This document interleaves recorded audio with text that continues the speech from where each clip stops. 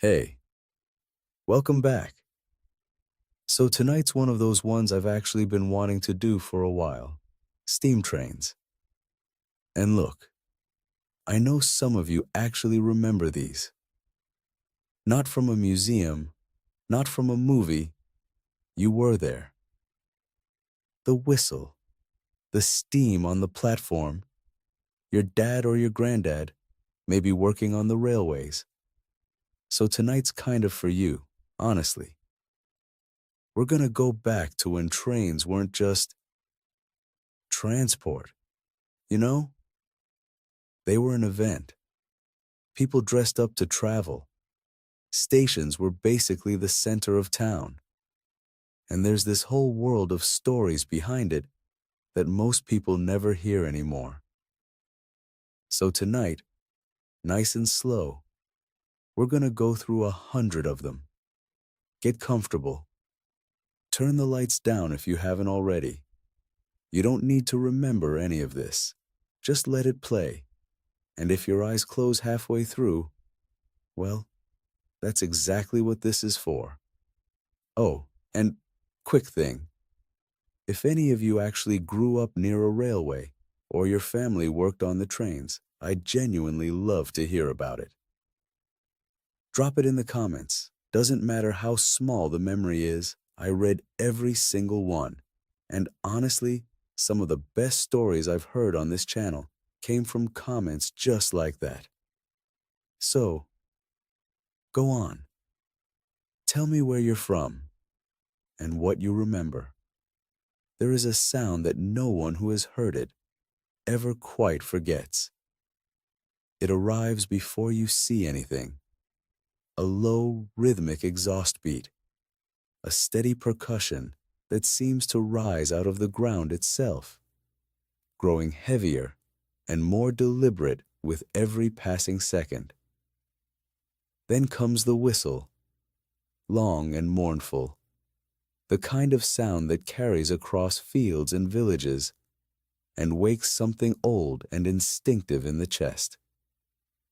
And then the locomotive itself slides into view, enormous and unhurried, wrapped in its own weather, breathing columns of white steam into the cold morning air, as though it were alive in some deep and unargued way. Most people alive today have never heard that sound for real. Not the real version, not the full weight of it, not the heat coming off the boiler, not the smell of coal smoke settling into wool and hair. They have heard recordings, perhaps. They have seen preserved locomotives at weekend heritage railways, standing politely on short lengths of track while families take photographs. But the golden age of steam, the era when these machines ran the world, when they were the fastest and most powerful things human beings had ever built, when entire civilizations were reorganized around their schedules and their routes. That age is gone.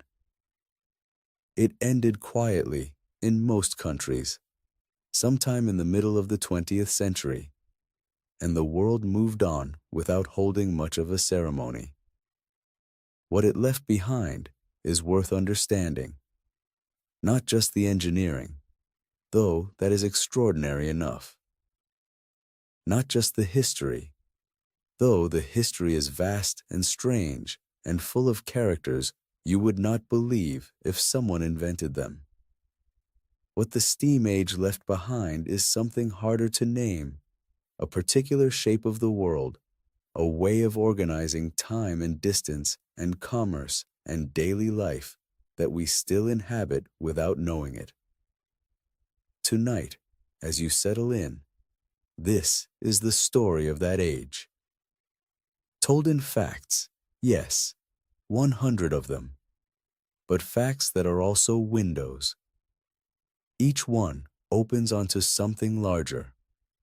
Each one is a doorway into a world that existed before everything became fast, before every distance collapsed into nothing, before the idea of waiting for a train felt like an inconvenience rather than a simple fact of life. We'll go slowly. There is no rush. The train left long ago, and it is not coming back. But the story of where it went, and what it carried, and what it changed, and what it meant, that story is still worth sitting with for a while. Let's begin at the beginning, which, as it turns out, is not where most people think it is. Fact 1. The steam engine was not invented to move people. It was invented to pump water out of mines. For the first 100 years of its existence, the steam engine sat in one place, worked in the dark, and had nothing whatsoever to do with transportation. Its job was survival, keeping the coal mines of England from flooding, allowing miners to go deeper, making it possible to extract the fuel that would eventually power the industrial world. The locomotive, the railway, the express train crossing continents, all of that came later, almost as an afterthought, as engineers began asking what might happen if you put the engine on wheels. It is one of those historical ironies that takes a moment to absorb. The technology that would eventually shrink the world began its life underground, immobile, doing the unglamorous work of drainage. The path from mine pump to flying locomotive took roughly a century of incremental experiment, each generation of engineers inheriting the work of the last and pushing it slightly further. Nothing about it was inevitable. At several points, it nearly stopped altogether. Fact 2. The earliest practical steam engine was built not by James Watt, who gets most of the credit in popular history, but by a Cornish engineer named Thomas Newcomen in 1712. Newcomen's engine was enormous, slow, and spectacularly inefficient. It used steam to create a vacuum inside a cylinder, then allowed atmospheric pressure to push a piston down, creating a rocking motion that could drive a pump. It consumed vast quantities of coal to produce a relatively modest amount of work. But in the coal fields where it was installed, coal was essentially free, or close enough to free that the inefficiency barely mattered. Newcomen's engine ran for decades. Over 50 of them were built and operating across Britain by the 1730s, quietly doing their work in the darkness beneath the ground. They were not glamorous machines. No one wrote poems about them. But they made the Industrial Revolution possible in the same way that foundations make buildings possible, invisibly from below, without credit. Fact 3. James Watt did not invent the steam engine. What he did was dramatically improve it, and the difference between those two things matters.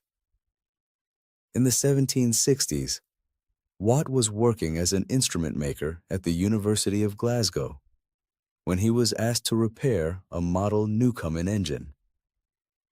While working on it, he noticed the fundamental flaw in Newcomen's design.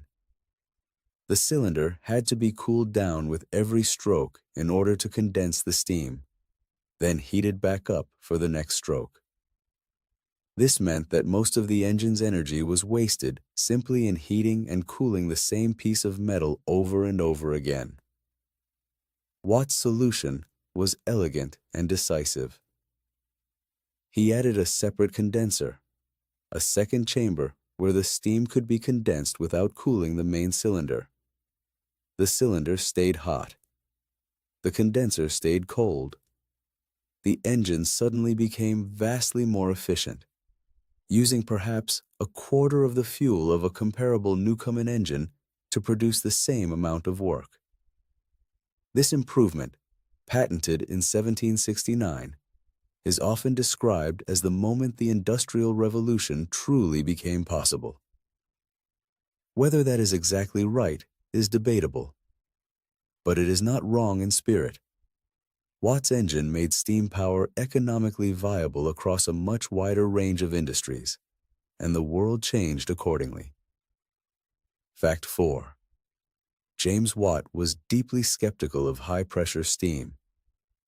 He believed it was too dangerous, and he spent considerable energy discouraging others from pursuing it. He was not entirely wrong. Early boilers did explode, and the consequences were lethal. But his caution also meant that he missed the next great leap in steam technology, which required precisely the high pressures he feared. The man who was not afraid was a large, physically powerful Cornishman named Richard Trevithick, and he is perhaps the most underappreciated figure in the entire history of the industrial world. Fact 5. Richard Trevithick built the world's first steam locomotive in 1804. His machine hauled 10 tons of iron and 70 men along 9 miles of tramway at Merthyr Tydfil in South Wales on a February morning that nobody thought would amount to very much. It did not run for long. The cast iron track, designed for horse-drawn trams, broke under the locomotive's weight, and the experiment was considered a partial failure. But the machine had moved under its own power on rails carrying a load. The principle had been demonstrated. Trevithick built several more locomotives over the following years, including one he ran through the streets of London as a public curiosity in 1808, charging spectators a shilling a ride on a circular track he called Catch Me Who Can. People came and watched, and were briefly amazed, and then the track broke again. And Trevithick, who was brilliant but financially disastrous, eventually abandoned locomotives and moved to South America to work in the silver mines. He died poor in 1833 in a Dartford inn, and was buried in an unmarked grave. The railway age he had opened would make other men famous and wealthy beyond imagining. Fact 6. The concept of running wheeled vehicles along guided tracks is far older than the steam locomotive. Wooden wagonways, tracks made of timber planks or rails, along which horse-drawn carts could roll with far less friction than on ordinary roads, existed in German mines as early as the 16th century.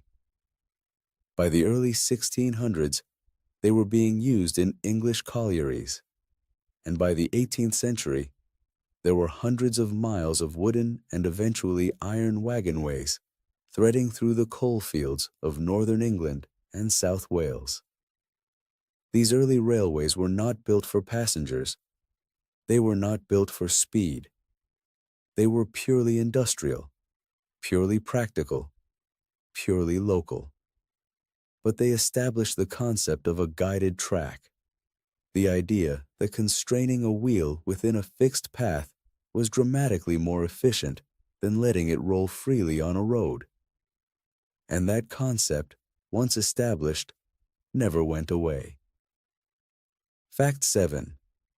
Iron rails replaced wooden ones gradually through the second half of the 18th century, driven partly by the simple fact that wooden rails wore out quickly and needed constant replacement. Cast iron rails were tried from the 1760s onward, and by the end of the century, wrought iron rails, stronger and less brittle than cast iron, were beginning to appear. The familiar flanged rail, where the wheel rides on a flat surface and is kept in place by a flange on the wheel's inner edge, became the standard configuration by the early 19th century. But it took decades of experiment and argument to get there. One of the alternatives that was seriously considered was the flanged rail itself, a raised edge on the track rather than on the wheel. This worked tolerably well with horses, but proved less satisfactory with the heavier, faster locomotives that followed. The decision to put the flange on the wheel rather than on the rail seems obvious in retrospect. At the time, it was neither obvious nor uncontested. Fact 8. George Stephenson, the man most often called the father of railways, could not read until he was 18 years old. He taught himself in the evenings after working 14-hour days in the collieries of Northumberland. He was the son of a colliery fireman, a man whose job was to tend the pumping engines, and he grew up around machinery without ever having any formal instruction in it. He learned everything he knew by watching, by taking things apart, by asking questions and remembering the answers. By his mid-30s, he was building locomotives for the collieries of northeast England, each one better than the last, each one solving a problem the previous one had revealed. He was not a theorist. He was not a scientist in any formal sense. He was an extraordinarily gifted practical engineer, with the particular kind of mechanical intuition that cannot quite be taught and cannot quite be explained. Fact 9. Stephenson's first locomotive, built in 1814 for the Killingworth Colliery, was called Blücher, named after the Prussian field marshal who had recently helped defeat Napoleon at the Battle of Leipzig. It could haul 30 tons of coal up a gentle slope at about 4 miles per hour. Unspectacular by any later standard, but it was a working machine, more reliable and more powerful than anything Trevithick had managed, and Stephenson improved it steadily over the following years. What distinguished Stephenson from many of his contemporaries was not just his engineering ability, but his vision. He did not think only about moving coal from one colliery to another. He began, very early, to think about a national network, about railways connecting cities, about passengers as well as freight, about a system rather than a collection of isolated industrial tramways. It was an extraordinary thing to imagine, in 1815, when no such thing existed anywhere in the world. Fact 10. The Stockton and Darlington Railway, which opened on the 27th of September, 1825, is generally recognized as the world's first public steam railway, meaning the first railway open to any paying customer, rather than restricted to industrial use. Stephenson's locomotive, named Active and later renamed Locomotion, hauled a train of 34 wagons carrying coal and flour and about 600 excited passengers along 26 miles of track in County Durham. The procession took most of the day. Speeds varied wildly. The locomotive broke down at least once. Horses were used on some sections of the line because the railway's directors were not entirely convinced that steam would prove reliable enough for everything. The whole affair was magnificent and slightly chaotic, and the crowd that gathered along the route numbered in the tens of thousands, many of whom had walked for hours to witness something they understood, instinctively, was significant. It was. Though not even the most enthusiastic observer that September morning could have known quite how significant. The passengers on the opening day of the Stockton and Darlington Railway rode in open wagons.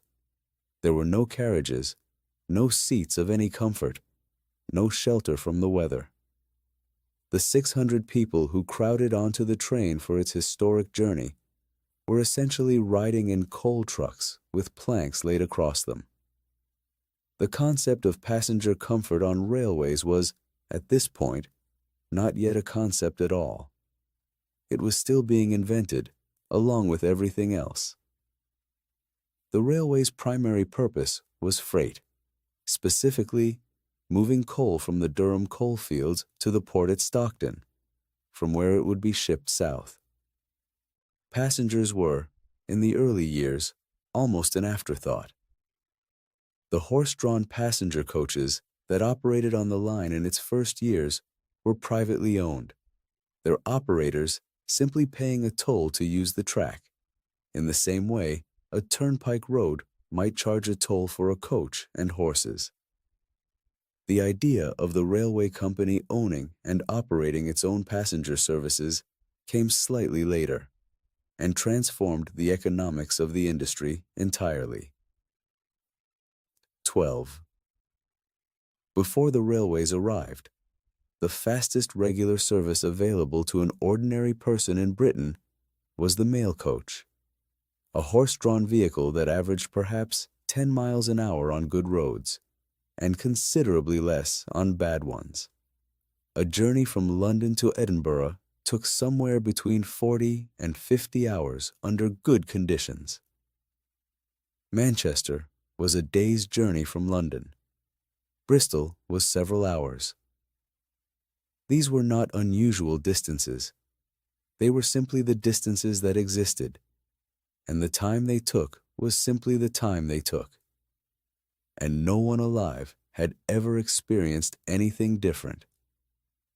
Speed, as a concept applied to land travel, was essentially unknown. The fastest a human being could move overland was the speed of a galloping horse, and that could not be sustained for more than a mile or two. Everything beyond that was endurance, not velocity. The railway was about to change not just the numbers, but the entire framework within which the numbers were understood. Fact 13. The Liverpool and Manchester Railway, which opened on the 15th of September, 1830, was a different kind of project from the Stockton and Darlington. It was designed from the start to carry passengers as well as freight, over a distance of 35 miles between two of England's most important commercial cities. It required works of engineering on a scale that had never been attempted before, including a long cutting through solid rock at Olive Mount, a viaduct of 9 arches across the Sankey Valley, and most dauntingly, the crossing of Chat Moss, a vast and apparently bottomless bog that every engineer consulted had declared impassable. Stephenson crossed it anyway. He floated the railway across the bog on a foundation of brushwood and heather and hurdles, essentially building a raft of vegetation beneath the tracks. The method was mocked before it worked, and forgotten about afterward, which is the usual fate of engineering solutions that succeed. Fact 14. The opening of the Liverpool and Manchester Railway on the 15th of September, 1830, was supposed to be a celebration. 8 trains ran in procession along the line, carrying some of the most distinguished guests in England, including the Duke of Wellington, who was at that point the Prime Minister. Crowds gathered in their hundreds of thousands along the route. The occasion was festive and proud and historic. It also produced, within its first few hours, the first railway passenger fatality in recorded history. William Huskisson, the Member of Parliament for Liverpool and a prominent supporter of the railway, stepped off his carriage at a water stop at Parkside and walked across to speak to the Duke of Wellington, with whom he had recently had a political falling out. While standing on the adjacent track, he failed to notice Stephenson's rocket approaching on the other line. By the time he saw it, he panicked, stumbled, and fell. The rocket ran over his leg. Despite being rushed to Eccles by train, the first recorded use of a railway for emergency medical transport, Huskisson died that evening. Wellington briefly considered abandoning the day's proceedings, he was persuaded to continue, partly on the grounds that the crowds gathered at Manchester might riot if the procession failed to arrive. The trains went on. The celebration was muted, and the world quietly absorbed the fact that its newest and most powerful technology had, on its very first public day, demonstrated both its promise and its danger in the same afternoon. Fact. 15. The locomotive that struck William Huskisson, the Rocket, is perhaps the most famous steam locomotive ever built, and it deserves its fame, though not necessarily for the reason most people assume.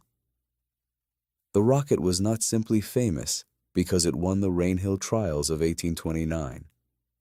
It was famous because of what it proved about the design of steam locomotives, a proof so definitive that it set the template for every steam locomotive built for the next 130 years.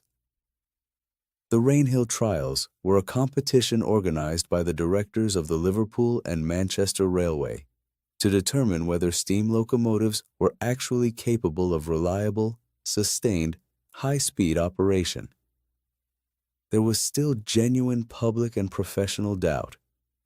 Many engineers still believed that stationary steam engines pulling trains by cables were a more practical solution. The trials were, in effect, a public test of the entire concept. Fact 16. 5 locomotives entered the Rainhill trials, held over 6 days in October 1829, on a level stretch of track near Liverpool. The rules required each locomotive to haul a load equivalent to 3 times its own weight over a distance of 70 miles, accomplished by making repeated passes over a 1 3/4 mile course. The locomotives had to maintain an average speed of at least 10 miles an hour. The contestants included the Rocket, built by George and Robert Stephenson, the Novelty, a lightweight and elegant machine built by John Ericsson and John Braithwaite, which was the crowd favorite, the Sans Pareil, built by Timothy Hackworth, the Perseverance, a modest machine built by Timothy Burstall, and the Cycloped, which was powered by a horse on a treadmill and disqualified almost immediately. The Novelty was faster than the Rocket and more graceful, and the crowd loved it. But it suffered repeated mechanical failures and could not complete the trials. The Sans Pareil was disqualified when a fault was found in its cylinder. The Perseverance was too slow. Only the Rocket completed the full trial, achieving a top speed of around 30 miles an hour, a speed that shocked observers who had never seen anything on land move so fast, and averaging a reliable 12 miles an hour throughout. Fact 17. The Rocket's winning design incorporated 3 key features that, in combination, defined the steam locomotive for the rest of its history. First, a multi-tube boiler. Instead of a single large flue passing through the boiler, the Rocket used 25 smaller tubes, dramatically increasing the surface area exposed to the hot gases from the firebox and producing far more steam. Second, a proper firebox separate from the boiler barrel. Third, exhaust steam directed up the chimney, creating a draft that pulled air through the fire and made combustion far more intense and efficient. None of these ideas was entirely new. The genius of Robert Stephenson, who designed the Rocket, and it was Robert, George's son, more than George himself, who refined the final design, was in combining them into a single coherent machine. The result was a locomotive that was not just fast and powerful, but mechanically logical. Every steam locomotive built afterward was, in its fundamental principles, a development of what the rocket established at Rainhill.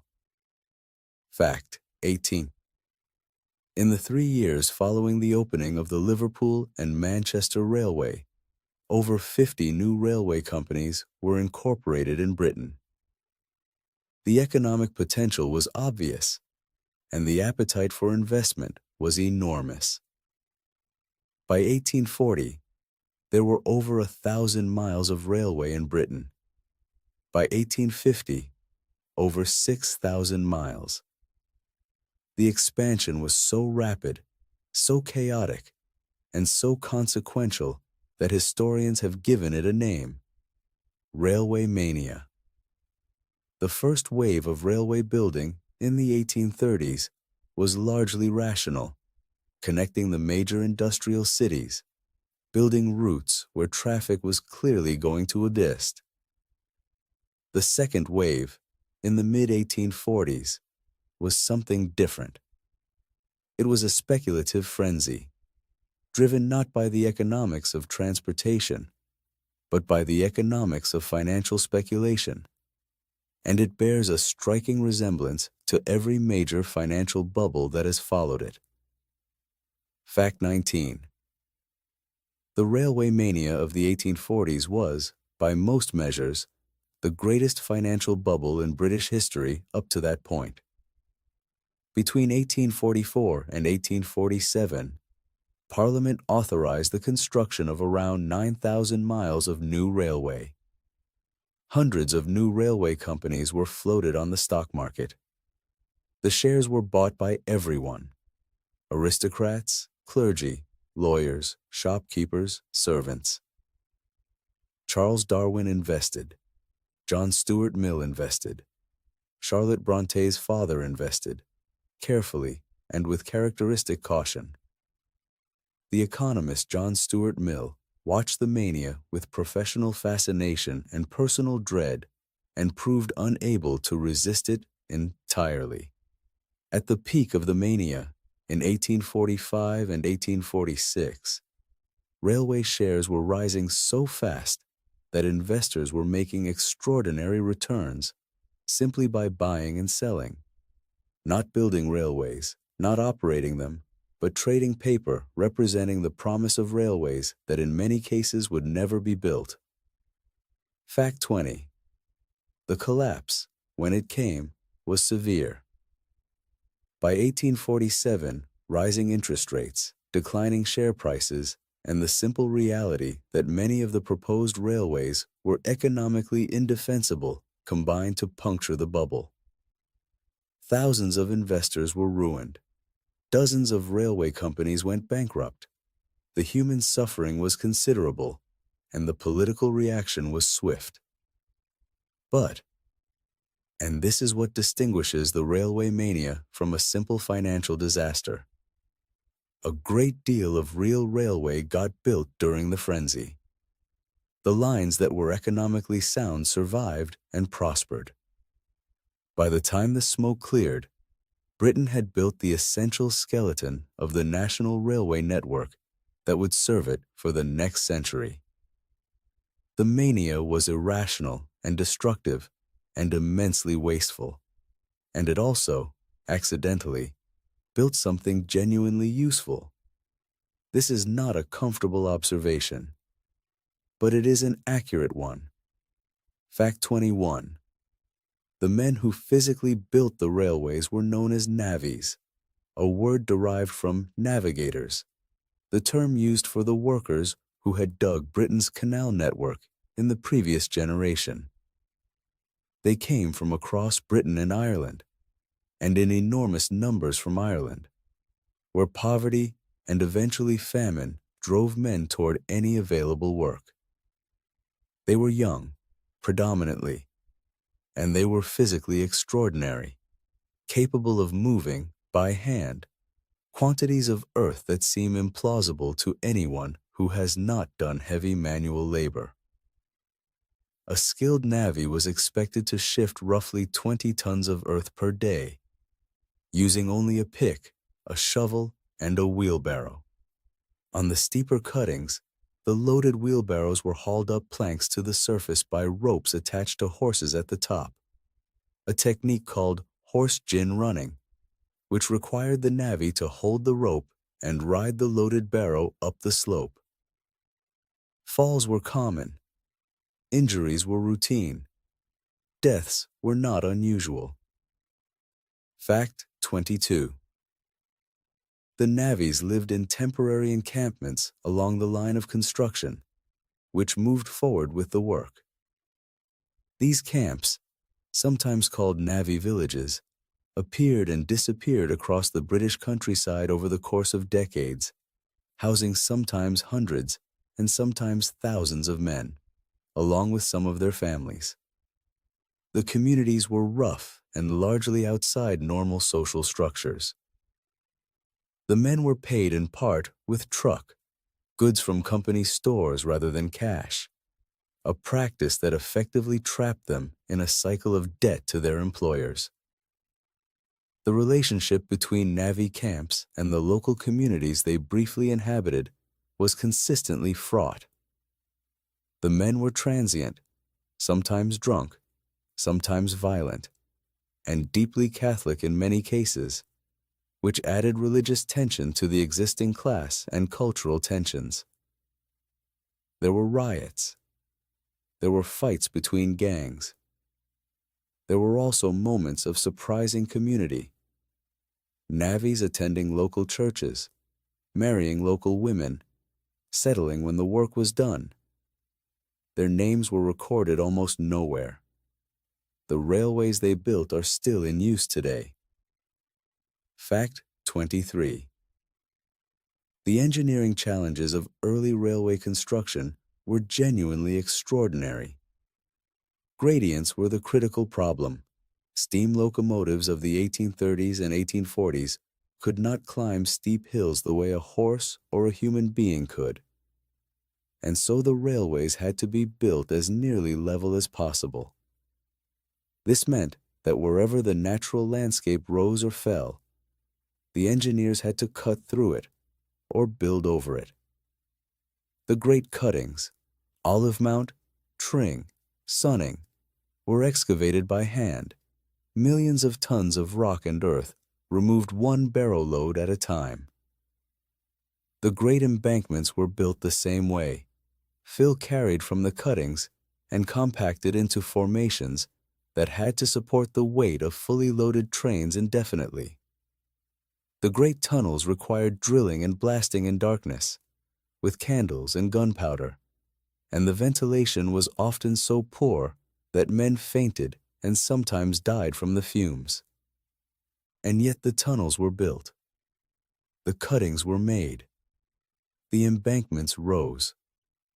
The lines crossed valleys on viaducts of brick and stone that were intended to last, and that did last, and that in most cases are still there today. Fact 24. Box Tunnel.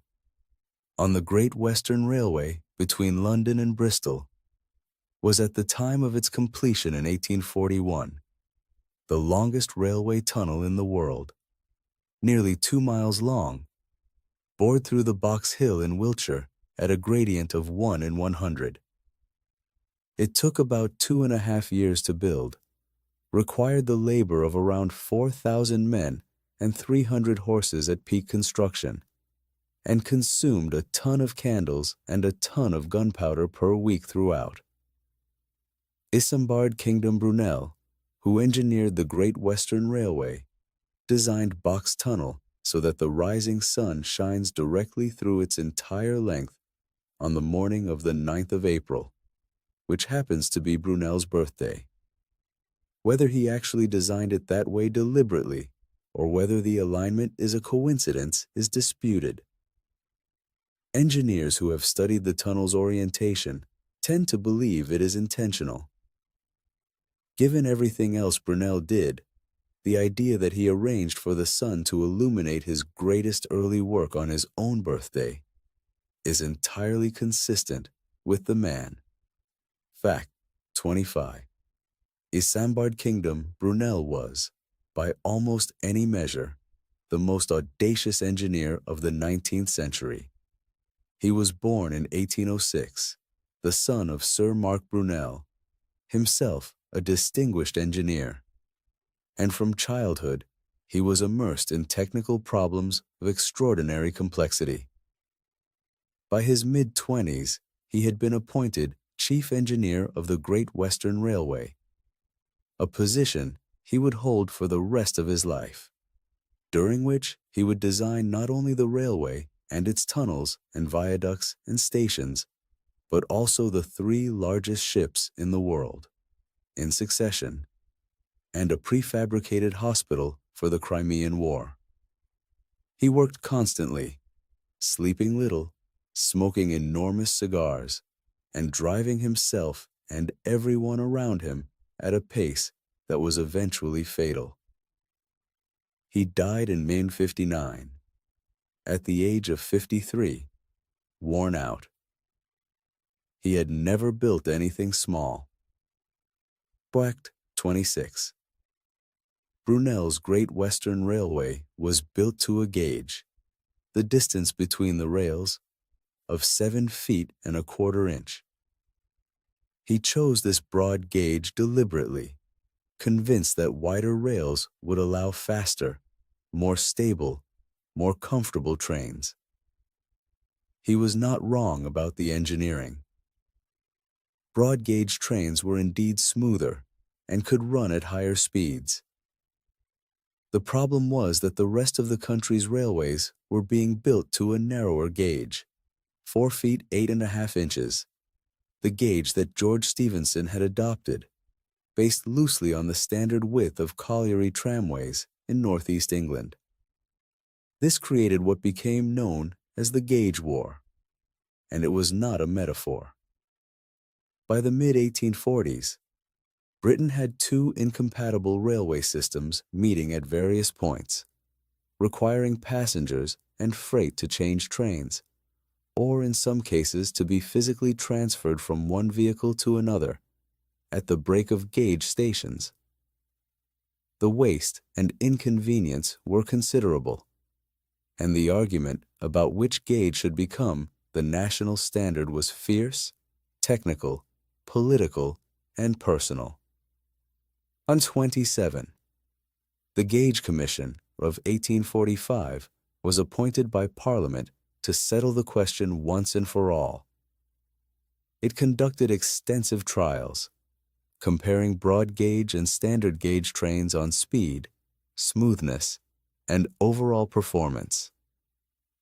In terms of pure performance, the broad gauge trains won. They were faster and more comfortable. But the Commission recommended the standard gauge as the national standard, on the grounds that far more track had already been built to that gauge and conversion would be more practical. Brunel fought the decision for the rest of his life.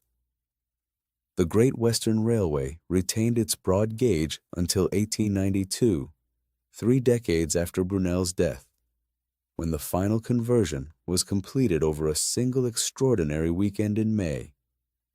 The longest and most complex piece of railway engineering ever carried out in Britain, up to that point. 2,000 men worked through the weekend, shifting 1 rail on every mile of broad gauge track in the GW network. By Monday morning, the last of the broad gauge was gone. Fact 28. The standard gauge of 4 feet 8.5 inches, the measurement that George Stephenson chose and that eventually became the standard for most of the world's railways, is almost certainly derived from the tramway tracks of the Tyneside collieries where Stephenson grew up. Those tracks, in turn, may have been influenced by the width of horse-drawn carts and road vehicles of the period, which were designed around the ruts left by centuries of wheeled traffic on unpaved roads.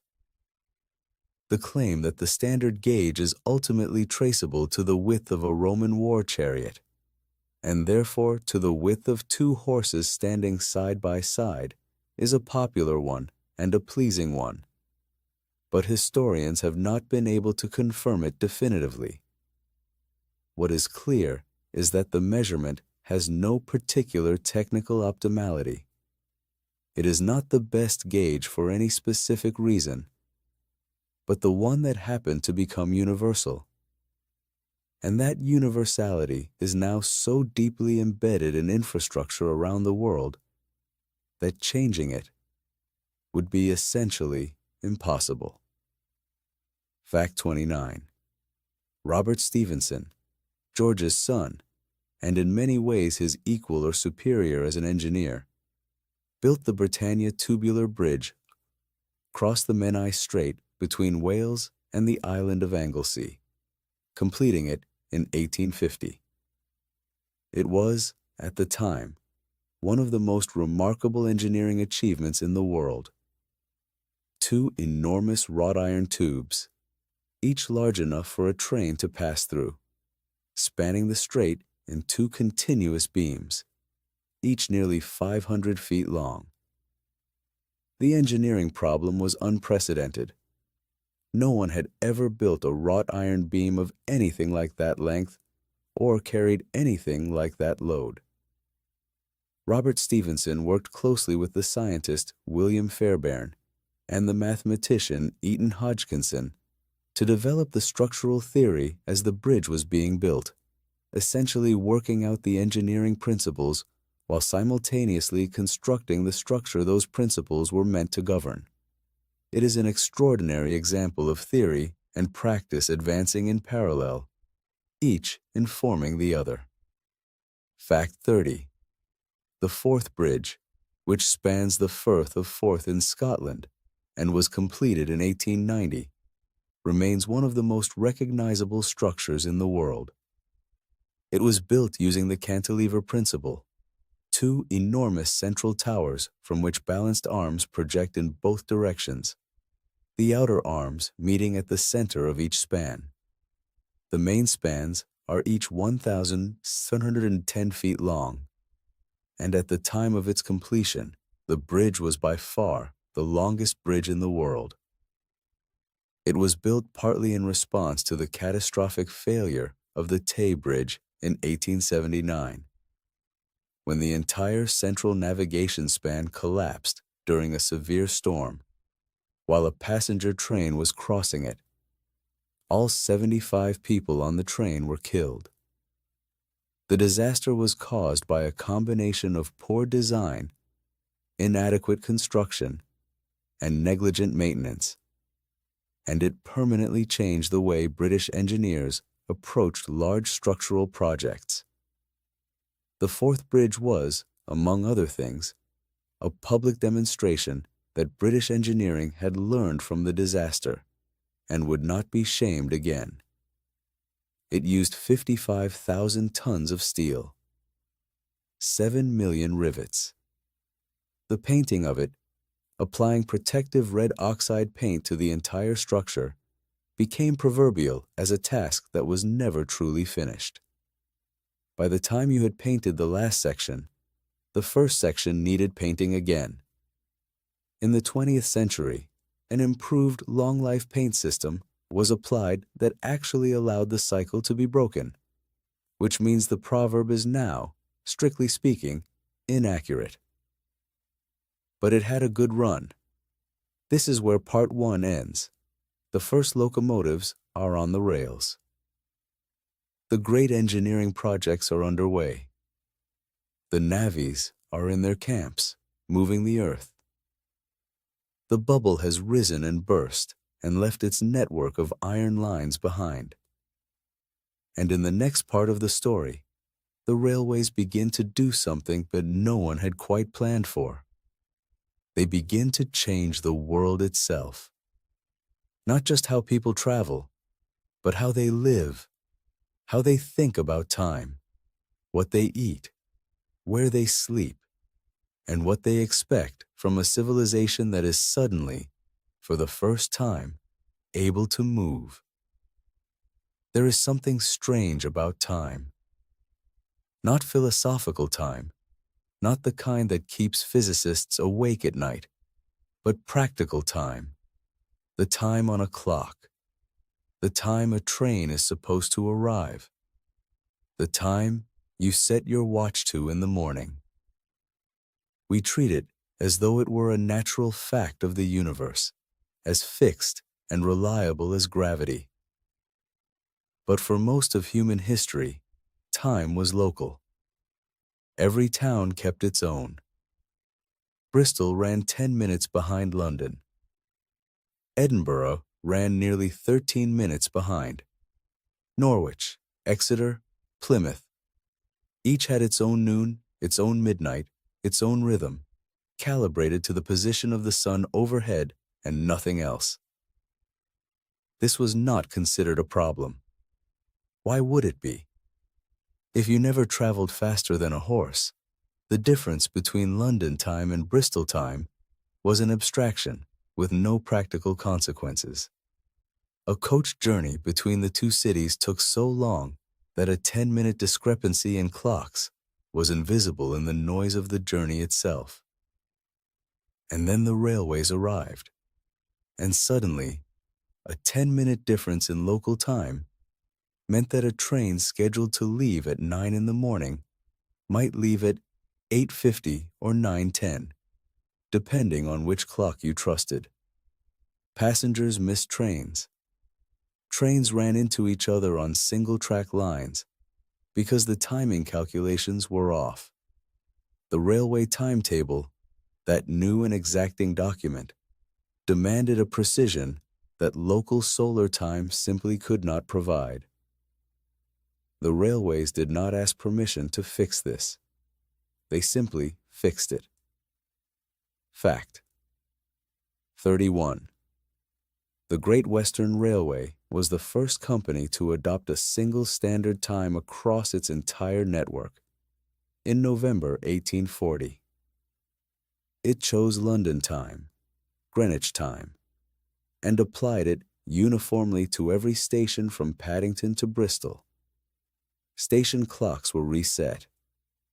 Timetables were rewritten. Passengers were informed. The reaction in some quarters was indignant. Bristol city councillors complained that having their clocks set by London was an imposition. Some towns refused for years to adopt railway time, maintaining their local solar time on their own public clocks, while the station clock next door showed something different. There are records of some stations having 2-minute hands on the same clock face, one for local time, one for railway time, which, if you think about it, is a physical monument to a civilization in the middle of changing its mind about something fundamental. Fact 32. By 1847, most British railway companies had adopted Greenwich Mean Time as their standard.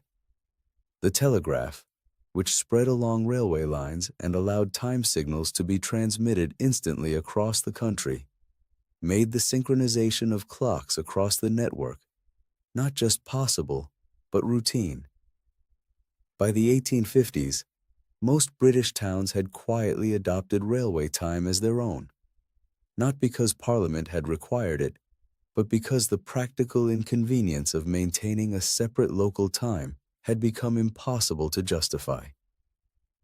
Parliament did not formally adopt Greenwich Mean Time as the legal standard for the whole of Britain until 1880, 40 years after the Great Western Railway had made the decision unilaterally. The government, as governments often do, arrived to formalize an arrangement that the world had already settled on without it. Fact 33. The standardization of time zones across the United States was similarly driven by the railways.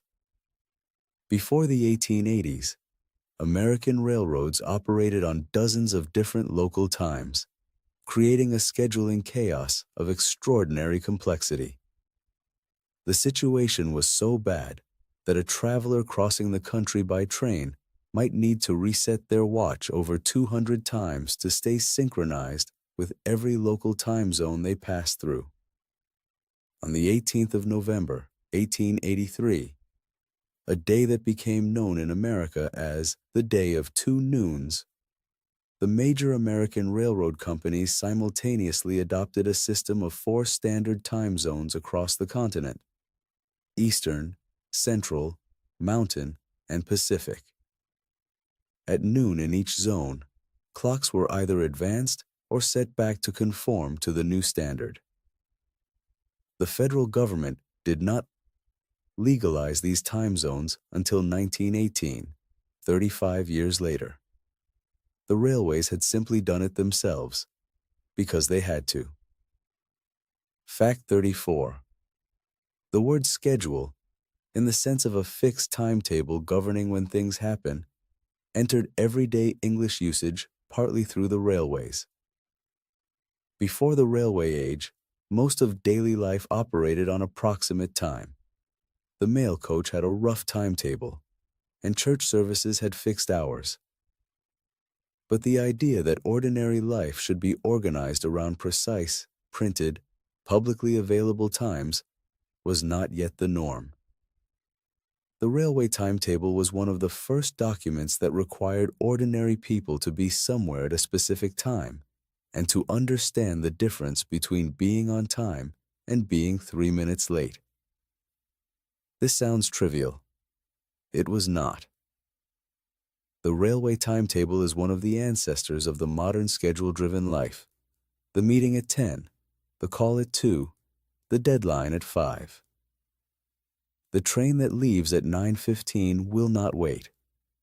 That lesson, learned by millions of people across the 19th century, changed something in the rhythm of daily life that has never been changed back. 5. The experience of speed, genuine, sustained, mechanical speed, was psychologically shocking to people who encountered it for the first time in the early railway age. We have no real equivalent today. Every form of transportation available to a modern person is faster than a steam locomotive. But in the 1830s, the fastest most people had ever moved was at the gallop of a horse, perhaps 30 miles an hour for a few seconds, before the animal slowed. The sensation of sitting in a railway carriage moving at 40 or 50 miles an hour, watching the landscape stream past the window, was genuinely unlike anything the human body had experienced before. Some people loved it immediately.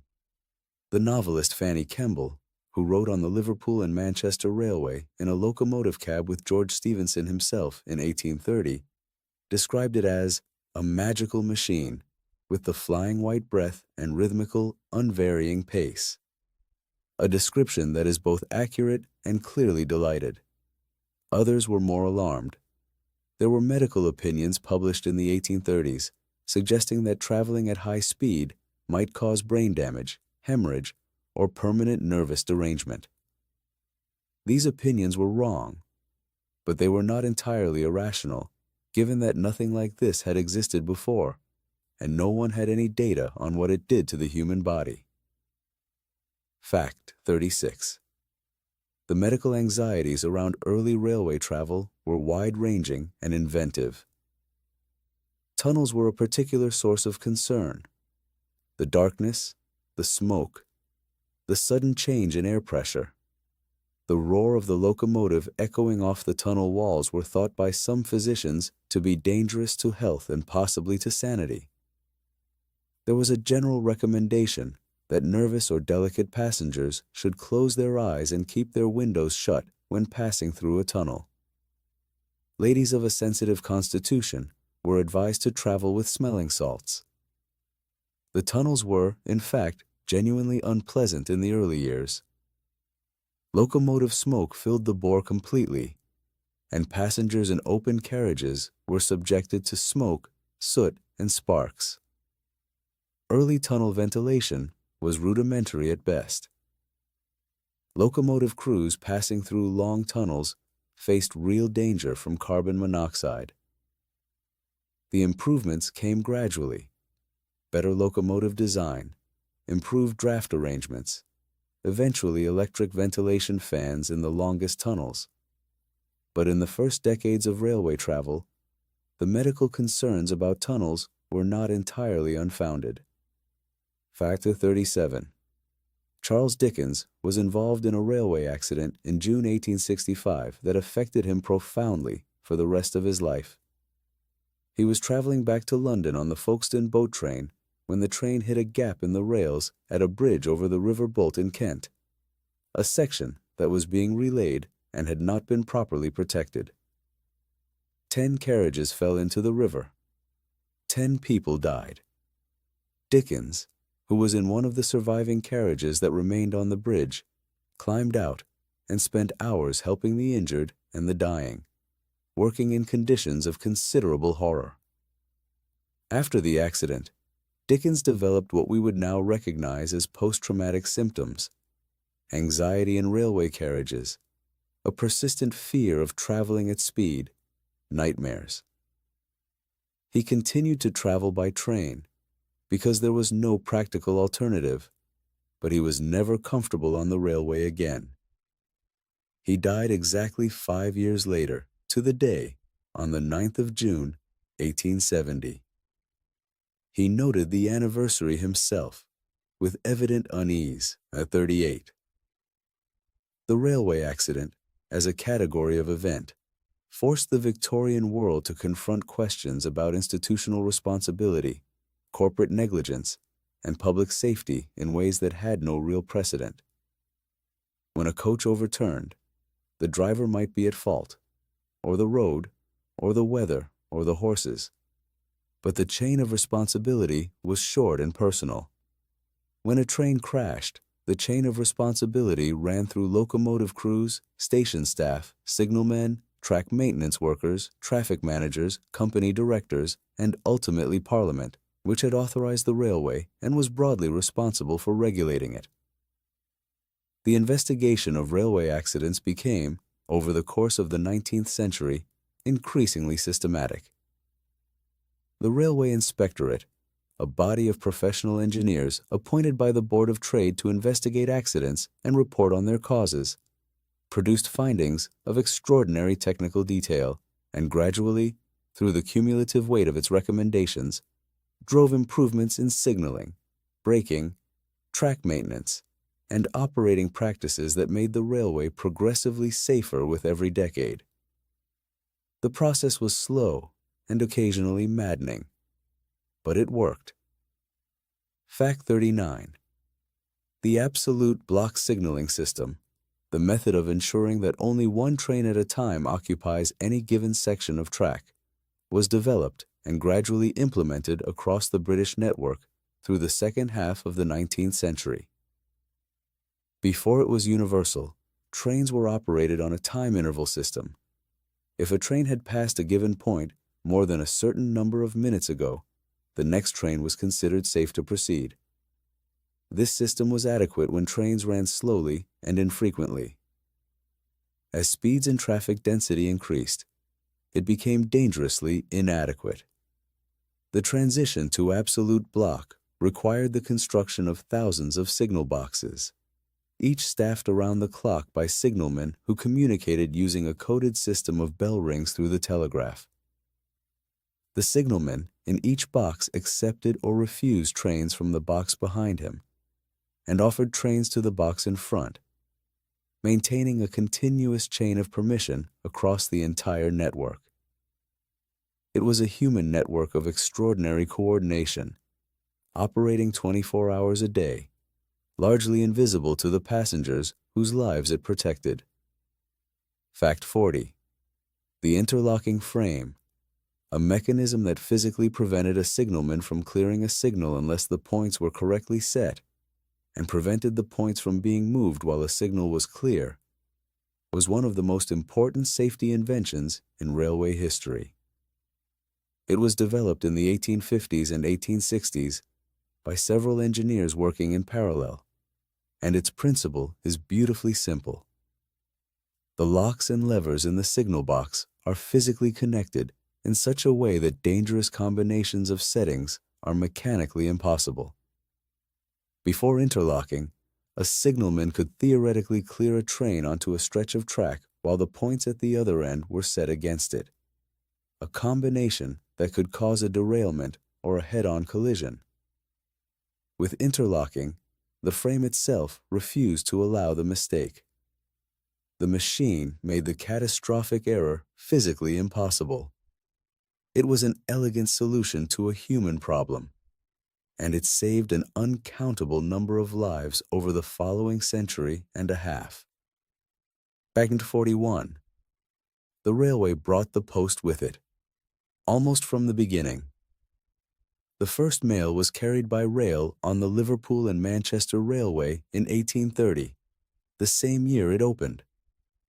But the real transformation came in 1838, when the post office introduced the traveling post office, a dedicated railway carriage in which postal workers sorted mail while the train was in motion, processing letters and packages through the night so that they arrived ready for delivery the following morning. The traveling post office ran between London and Birmingham initially, then expanded rapidly across the network. By the mid-Victorian period, a network of TPO trains was threading through the night across the entire country, their crews working by lamplight at sorting frames bolted to the carriage walls, the countryside sliding past the windows in darkness, the letters passing through their hands at a rate that would have seemed miraculous to any postmaster of the previous generation. Fact 42. The lineside apparatus, the equipment that allowed a traveling post office to exchange mail bags with a station without the train stopping, was one of the more quietly remarkable pieces of Victorian engineering. A net mounted on an arm extending from the carriage would sweep up a suspended bag from a lineside post as the train passed, while simultaneously releasing an outgoing bag onto a padded bank. The whole exchange took a fraction of a second. The train never slowed. This apparatus, known as the exchange apparatus or the catching net, was in regular use on British TPO trains for over a century. The last operational use of lineside mail exchange in Britain was in 1971, a technology that had been running reliably since the 1830s, made redundant not by any technical failure but by changes in the postal system and road distribution. The traveling post office itself continued until 2004, when it was finally withdrawn, ending a service that had operated continuously for 166 years. Fact 43. Victorian cities could not have grown to their actual size without the railway. This seems obvious in retrospect, but it is worth dwelling on. London in 1800 had a population of around 1 million people. By 1900, it had nearly 6.5 million. That level of growth, sustained over a century, in a city constrained by the technology of its era, was only possible because the railway solved the problem of supply. A city of 6 million people needs food. It needs milk every morning, fresh meat every day, fish from the coast, vegetables from the surrounding farms. Moving all of that by horse and cart was not physically possible at the scale required. The railway made it possible. The milk train, the fish train, the cattle special, the early morning market train. These services ran before dawn every day, delivering the supplies that kept the city alive and fed. Ad for Barte. 4.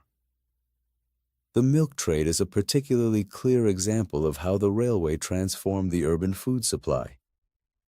Before the railway, London's milk came from cows kept within the city itself, in cramped urban dairies, often in appalling conditions, producing milk of dubious quality and very short shelf life. By the 1860s and 1870s, as railway connections to the rural counties improved, it became possible to ship fresh milk from farms in Wiltshire, Derbyshire, and Somerset into London in churns loaded onto early morning trains. The urban dairies declined. The quality of London's milk improved. The cows moved back to the countryside, where they belonged. The railway made the modern relationship between cities and their agricultural hinterlands possible. It meant that a city could grow far beyond the carrying capacity of its immediate surroundings, because its food could come from 100 miles away and still arrive fresh. This reorganization of the food supply is so fundamental to the way modern cities work that it is now completely invisible, which is, of course, exactly how it should be. Fact 45. The fish trade between coastal towns and inland cities was transformed by the railway so dramatically and so quickly that it produced an almost immediate cultural change. Inland towns in England had historically eaten very little fresh sea fish, simply because it could not travel the necessary distance without spoiling. Smoked, dried, and salted fish were available, but fresh cod, fresh herring, fresh mackerel, these were coastal luxuries. Within a decade of a railway connection to a fishing port, the price of fresh fish in inland towns dropped dramatically, and the consumption of fresh fish rose correspondingly. The Friday fish market in cities that had never historically had access to fresh sea fish was, in many cases, a direct creation of the railway. Grimsby, which grew from a small fishing town into one of the largest fishing ports in the world in the second half of the 19th century, was driven largely by the arrival of the Manchester, Sheffield, and Lincolnshire Railway in 1848, which gave it direct access to the industrial cities of the north. The fish and chips that became the signature working-class meal of Victorian and Edwardian England depended, for both its ingredients, on the railway: fresh fish from the coast, potatoes from the agricultural counties. Fact 46. The railway invented the excursion. Not travel for the wealthy. They had always traveled by coach and by sea. But mass travel by ordinary working people in groups for pleasure, was essentially unknown before the railway made it economically possible. The first organized railway excursion is often credited to Thomas Cook, who in July 1841 arranged for a train to carry 570 temperance campaigners from Leicester to a meeting in Loughborough and back, at a shilling a head. The round trip covered 22 miles. Everyone was delighted. Cook quickly realized that he had found a business. Within a few years, he was organizing excursions to Scotland, to Ireland, to Europe, and eventually, by 1872, a conducted tour around the entire world. The modern travel industry, the package holiday, the guided tour, the idea that leisure travel was something available to ordinary people rather than only the privileged, all of it traces a direct line back to that train of temperance campaigners in 1841. But 47. The seaside resort, as a cultural institution, was in large part a creation of the railway. Towns like Brighton, Blackpool, Scarborough, Southend, and Weston-super-Mare had existed as modest coastal settlements before the railway arrived. Some had been fashionable among the wealthy during the coaching era, but the railway brought the masses, and the masses brought money, appetite, and a particular kind of noisy, cheerful, unsophisticated demand that transformed these coastal towns into the gaudy, generous, slightly exhausting institutions they became. Blackpool, which had a population of perhaps 1,000 people before the railway arrived in 1846, had grown to 50,000 by the end of the century. It was receiving over 3 million visitors a year by the Edwardian period, workers from the cotton towns of Lancashire, taking their annual wakes week holiday by the sea. The whole extraordinary apparatus of the British seaside resort, the promenade, the pier, the boarding house, the fish and chip shop, the amusement arcade, was built, essentially, by the railway excursion. 48. The suburb, the ring of residential communities surrounding a major city, inhabited by people who work in the city but prefer to live at a remove from it, is another invention of the railway age. Before railways, the practical walking distance from a city center determined where people could live and still maintain a city job. Horse omnibuses extended this somewhat, but not dramatically. The railway extended it to 10, 15, 20 miles, a commute of 30 or 40 minutes rather than a walk of 3 or 4 hours. The London suburbs of Surbiton, Wimbledon, Bromley, Croydon, Ealing, and dozens of others grew rapidly in the second half of the 19th century in direct response to the extension of the railway network. The Great Eastern Railway, which served the northeastern suburbs, ran what it called the workmen's trains, early morning services at reduced fares, legally required by Parliament when the railway's new lines displaced existing working-class housing, offering cheap passage to the city for workers who could not afford the standard fare. The suburb was not simply a housing choice.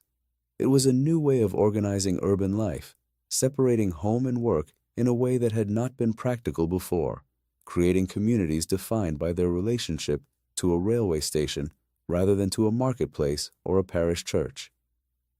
That pattern of suburban organization, the station at the center, the residential streets radiating outward, the morning rush of commuters and the evening return, is still the organizing principle of most of the world's major metropolitan areas today. Fact 49. The first underground railway in the world, the Metropolitan Railway, which ran between Paddington and Farringdon in London, opened in January 1863. It used steam locomotives, which meant that the tunnels filled with smoke and the ventilation arrangements, openings cut through the tunnel roof to allow fumes to escape, were only partially effective. Passengers on the early Metropolitan Railway traveled in considerable discomfort, breathing air that was significantly worse than anything above ground. The company's response to complaints about the atmosphere in its tunnels was imaginative. It claimed, apparently with a straight face, that the tunnels were actually beneficial to health, particularly for people suffering from asthma and respiratory complaints. The warm, mineral-laden air of the underground, the company suggested, was essentially therapeutic. This claim was not supported by any medical evidence and was contradicted by the experience of everyone who worked in the tunnels, many of whom suffered persistent respiratory problems. But it was repeated with some consistency for several years. Fact 50. The solution to the smoky underground was electrification, but that solution was several decades away. In the meantime, the underground railways of London continued to expand using steam traction, and the air quality in the deeper tube tunnels, which could not be ventilated to the surface, was genuinely appalling by any objective standard. The locomotive crews who worked the underground lines were among the unhealthiest workers in the railway industry, and their working conditions attracted periodic concern from medical inspectors and parliamentary committees alike. The City and South London Railway, which opened in 1890, was the first deep-level tube line and the first to use electric traction, small, squat electric locomotives that produced no smoke and required no ventilation of the kind that steam demanded. The line was an immediate success, and it demonstrated beyond any reasonable doubt that electric traction was the future of underground railways. The rest of the London Underground converted to electricity over the following 2 decades, and the steam locomotives of the Metropolitan Railway hauled their last underground trains in 1961, a remarkably long survival for a technology that had become obsolete decades earlier. Fact 51. The railway dining car is an invention with a longer and stranger history than most people assume. George Pullman, the American entrepreneur who effectively created the luxury railway carriage industry, introduced the first true dining car, a car dedicated entirely to the preparation and serving of meals, on the Chicago and Alton Railroad in 1868. The car was called the Delmonico, after the famous New York restaurant, and it offered passengers a standard of dining that was, by the standards of railway travel at the time, genuinely extraordinary. Before the dining car, railway passengers who wanted to eat during a long journey had to rely on station refreshment rooms, usually located at major junction stations, where the train would stop for perhaps 10 or 15 minutes, while passengers rushed to consume whatever was available. The quality of these refreshment rooms varied enormously, and the time pressure was severe. There are extensive Victorian accounts of the particular misery of the refreshment room stop, the lukewarm tea, the ancient sandwich, the surly attendant, the whistle blowing just as you reach the counter. Fact 52. The station refreshment room became one of the most complained about institutions of the Victorian railway era. Charles Dickens satirized it mercilessly in a comic essay called The Refreshment Room at Mugby Junction, written in 1866, in which the narrator encounters a refreshment room of such studied hostility to the customer that it achieves something approaching art. The tea is described as having been made long before you came, and the biscuits are of an antiquity that compels respect. The young woman behind the counter regards the customer with the expression of someone performing an act of considerable charity and acknowledging their existence at all. The essay was funny because it was accurate. The captive market of hungry railway passengers, with no choice but to buy what was available in the few minutes the train allowed, produced a commercial dynamic that was not favorable to the customer. The station refreshment room could be, and often was, as bad as it liked, because there was nowhere else to go. Fit 53, the Pullman sleeping car transformed long-distance rail travel in America in a way that had no real European equivalent for some time. George Pullman's first sleeping car, a converted day coach with fold-down upper berths and curtained lower berths, appeared on American railroads in the 1860s. The full Pullman Palace car, a dedicated sleeping car with more elaborate arrangements, a porter in attendance throughout the night, and a standard of comfort that genuinely merited the word luxury, followed in 1868. The Pullman porter, the uniformed attendant who served passengers on Pullman sleeping cars, was almost invariably an African-American man in the post-Civil War decades, a fact that reflected both the racial dynamics of the period and the particular economics of the Pullman Company, which hired formerly enslaved men and their sons in large numbers. The Pullman porters became, over time, one of the most economically significant groups of black workers in America, and the Brotherhood of Sleeping Car Porters, founded in 1925 and led by A. Philip Randolph, became one of the most important labor unions in American history, its victories extending far beyond the railway industry. Fact 54. The Orient Express, which began service in 1883, connected Paris to Constantinople, a journey of over 2,000 miles, with a level of luxury that was genuinely novel in the context of the railway. The train's carriages were furnished with inlaid woodwork, velvet upholstery, and heavy silk curtains. The dining car served multi-course meals prepared by chefs who had worked in the great restaurants of Paris and Vienna. The sleeping cars offered private compartments with proper beds, not fold-down berths. Passengers bathed, changed for dinner, and ate by gaslight, while the Balkans slid past the windows. The Orient Express became, almost immediately, the most romanticized train in the world. It carried diplomats, royalty, spies, wealthy travelers, and eventually the novelist Agatha Christie, whose most famous story it inspired. The route passed through territory of considerable political complexity: the Ottoman Empire, the Austro-Hungarian Empire, the Balkans, the various small and fractious nations that occupied the space between Paris and Constantinople. And the train's passenger lists included people whose reasons for travel ranged from entirely innocent to deeply improbable. 55. Queen Victoria made her first railway journey in 1842 on the Great Western Railway, traveling from Slough to Paddington in a journey of about 25 minutes. She was 23 years old and had been on the throne for 5 years. Her reaction to the experience was characteristically direct. She told Brunel's associate, Daniel Gooch, who was driving the locomotive, that she had enjoyed it, but that the speed, which had reached 44 miles an hour, was rather too fast. Gooch was diplomatically understanding.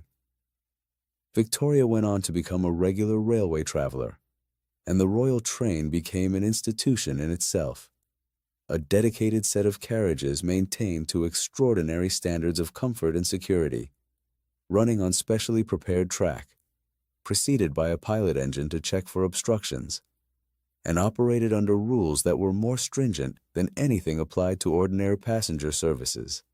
She refused, throughout her reign, to travel faster than 40 miles per hour, a restriction that remained in effect for her journeys, regardless of what the locomotive was theoretically capable of.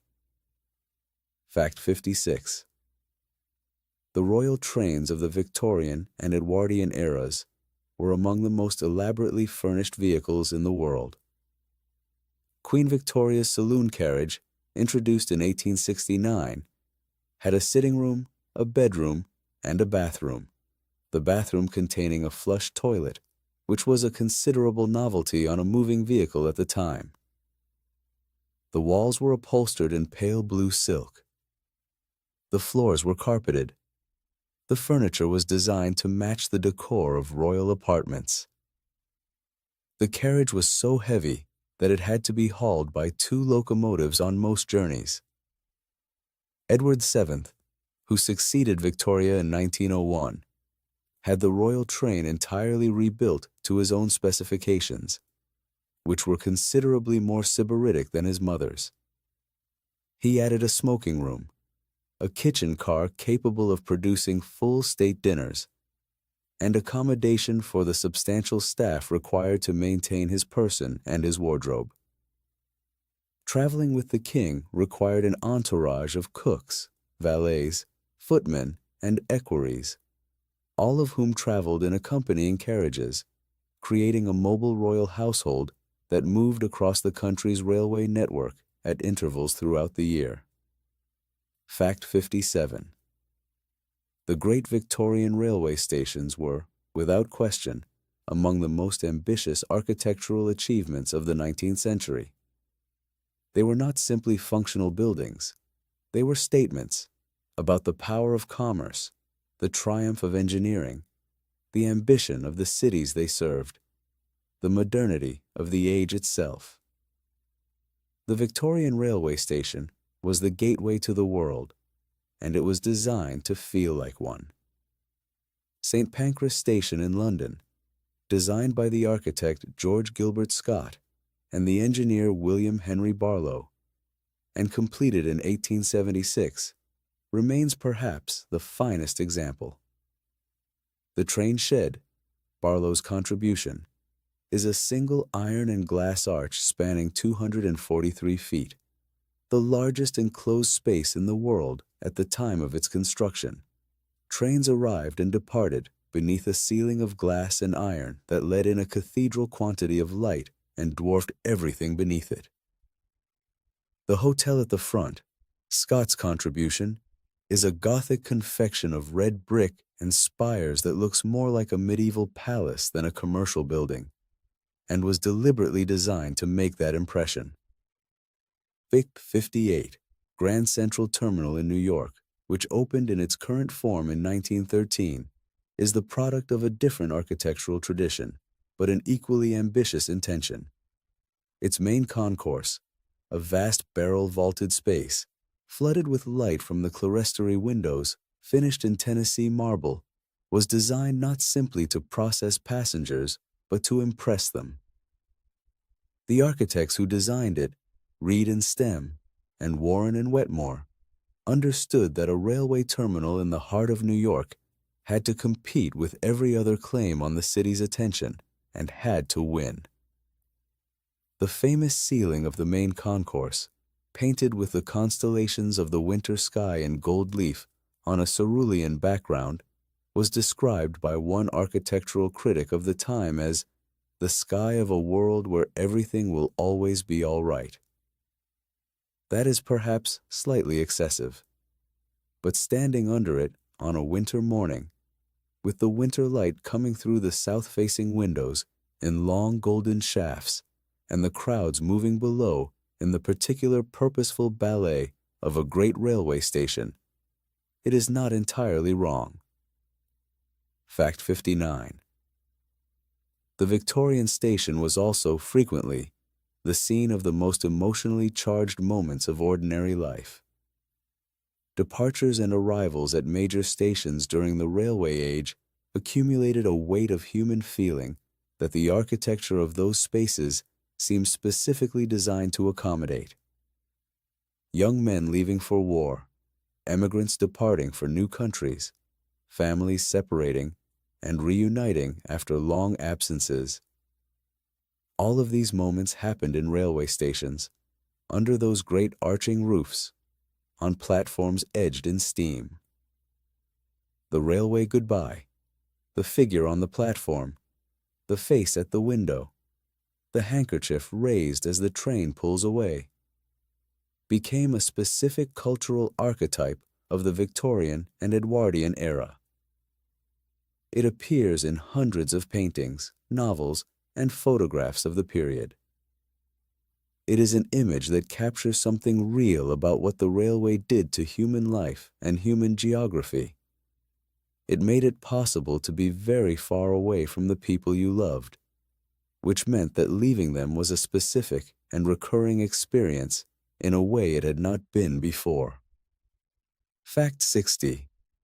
The railway viaduct became one of the defining landscape features of industrial Britain and of the countries that built railways in the British model throughout the 19th century. These structures, long, repetitive sequences of arches, usually built in brick, marching across valleys and rivers and stretches of low ground, were not designed to be beautiful. They were designed to be level, because the locomotive needs a level surface. Beauty was a secondary consideration, if it was a consideration at all.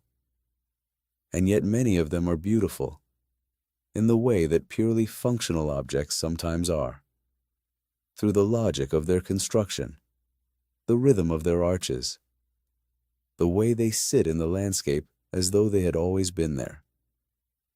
The Ribblehead Viaduct on the Settle-Carlisle line in Yorkshire, 24 arches, a quarter of a mile long, rising to 104 feet above the valley floor, set against the moorland of the Yorkshire Dales, is now considered one of the most beautiful structures in Britain, and is part of the reason the Settle-Carlisle line was saved from closure in the 1980s, after a sustained public campaign that demonstrated how deeply the railway had become part of the cultural landscape. Fact 61. The Settle-Carlisle line itself is worth a brief digression, because its construction is one of the great stories of Victorian railway engineering and Victorian human endurance. Built between 1869 and 1876 by the Midland Railway, the line crosses some of the bleakest and most demanding terrain in England, the high moorland of the Pennines, in conditions that in winter are genuinely brutal. The workforce of around 6,000 men lived in temporary huts on the moor, exposed to the Yorkshire weather throughout the construction period, with inadequate food and medical care and primitive sanitation. The death toll among the workforce was significant. Over 200 men died during the construction, from accidents, from disease, from the cold. They are buried in churchyards in the small dales villages along the line. The line they built has been carrying passengers across that same moor for 150 years, and anyone who has traveled it in winter, looking out at the snow on the fells and the sheep huddled against the dry stone walls, can feel in the landscape some echo of what it cost to build. Fact 62. The locomotive itself evolved rapidly throughout the Golden Age, driven by the competing demands of speed, power, reliability, and fuel economy.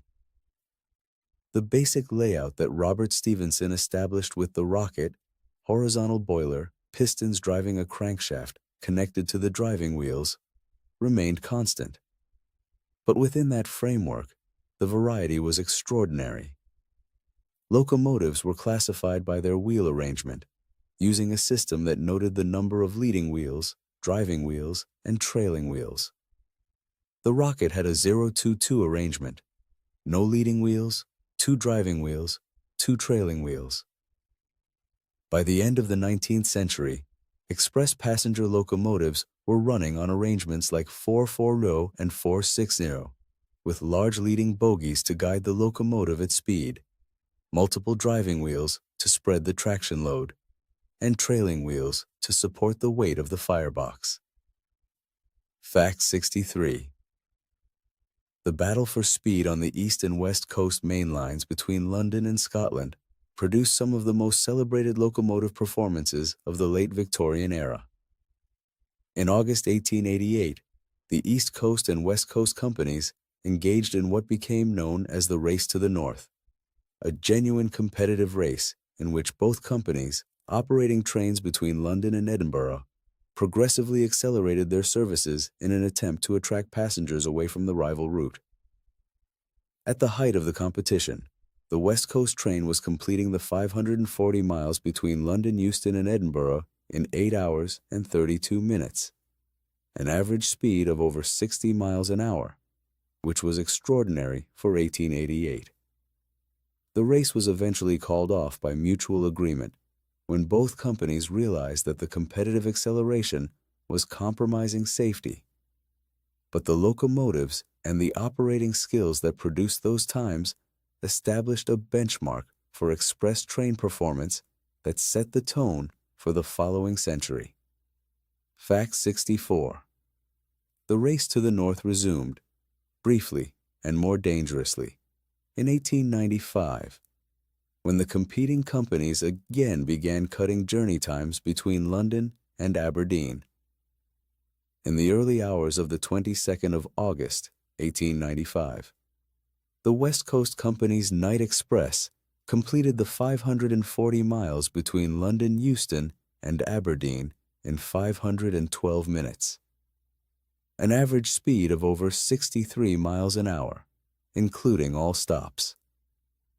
The locomotive, a Caledonian Railway 4-4-0 named Lambie, was driven at speeds that approached 90 miles an hour on suitable stretches of line. The operating company quietly admitted afterward that the train had been traveling faster than its track was designed for. This time, both companies mutually agreed to end the competition and keep to agreed minimum journey times. The race to the north remains one of the most dramatic episodes of competitive operating in railway history. A genuine race between two companies, with real trains and real passengers, conducted in the small hours of the morning across the length of Britain. 65. The Flying Scotsman locomotive, arguably the most famous steam locomotive ever to run on the national network, was built in 1923 by the London and North Eastern Railway and became the regular locomotive for the L&R's Prestige Express service between London King's Cross and Edinburgh. In 1934, while hauling the streamlined Silver Jubilee Express on a test run, the locomotive is believed to have become the first steam locomotive officially authenticated as reaching 100 miles per hour, though some historians debate the precise circumstances. It was withdrawn from British Railway service in 1963, bought privately, operated at various times in Britain, America, and Australia, suffered several changes of ownership and at least one near-catastrophic financial crisis, and is currently in working order and preserved at the National Railway Museum in York, a fact that feels somehow appropriate, as the National Railway Museum is one of the finest things of its kind in the world, and the Flying Scotsman is one of the finest things in it. Factor 66. The Ellenire's Mallard locomotive, a streamlined A4 Pacific designed by Sir Nigel Gresley, holds the world speed record for a steam locomotive, 126 miles per hour, achieved on the 3rd of July, 1938, on Stoke Bank in Lincolnshire, during a controlled high-speed run that the railway organized partly to establish a record and partly to test the locomotive's performance limits. The run was successful in the first objective and somewhat damaging in the second. The locomotive's middle big end bearing was badly overheated and required substantial repair afterward. The Mallard has never been beaten. Steam traction was replaced by diesel and electric before any other locomotive had a serious opportunity to challenge the record, and the record now stands as a permanent monument to the final extraordinary flourish of the steam age in Britain. The locomotive is preserved in working condition, or close to it, at the National Railway Museum, where it occasionally appears in steam at special events, and where on a quiet Tuesday morning you can stand beside it and try to understand what it must have felt like to ride behind something moving at 126 miles an hour in 1938. Factor 60. 7. Steam locomotives required enormous quantities of water. A large express locomotive might consume between 2,000 and 4,000 gallons of water per 100 miles of travel, depending on the terrain, the load, and the driving technique. This created a supply problem of considerable logistical complexity. Water had to be available at regular intervals along every main line, and the water columns and water towers at locomotive depots and stations were a fundamental part of the railway's infrastructure, as essential as the track itself. The solution for the most heavily used main lines was the water trough, a long, shallow channel of water made between the rails from which a locomotive could scoop water into its tender tank while traveling at full speed, using a hinged scoop lowered from beneath the tender. The locomotive did not need to stop. The fireman lowered the scoop. The tender filled, a process that took about 30 seconds and might collect 2,000 gallons, and the scoop was raised again. The train never slowed. Water troughs were invented by John Ramsbottom of the London and North Western Railway in the 1860s, and eventually became standard on most British main lines and on many American and continental European lines. They are one of the invisible technologies of the railway age, small items in the catalogue of infrastructure, but essential ones. Without them, express services across long non-stop distances would have been impossible. Fact 68. The coaling of steam locomotives was a labor-intensive process that occupied a substantial proportion of the workforce at every locomotive depot. A large express engine might burn 10 or 12 tons of coal on a long run, and that coal had to be loaded into the tender, either by hand, with shovels from a coal stack, or by means of a coaling plant, a mechanical hopper that could fill a tender in a few minutes.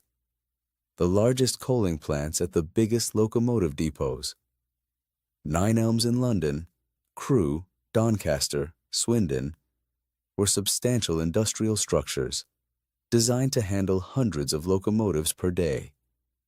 The operation of a busy steam locomotive depot was, in terms of its industrial complexity, essentially a factory that produced not goods, but traction, 24 hours a day, maintaining and servicing and fueling a fleet of machines that each had its own particular temperament and its own particular demands. Fact 69. The locomotive driver and fireman formed one of the most distinctive working partnerships in industrial history. The driver controlled the throttle, the reverser, and the brakes, determining the speed and power output of the locomotive. The fireman controlled the fire, deciding when to add coal, how much, where in the firebox to place it, and how to manage the boiler pressure to match the driver's demands.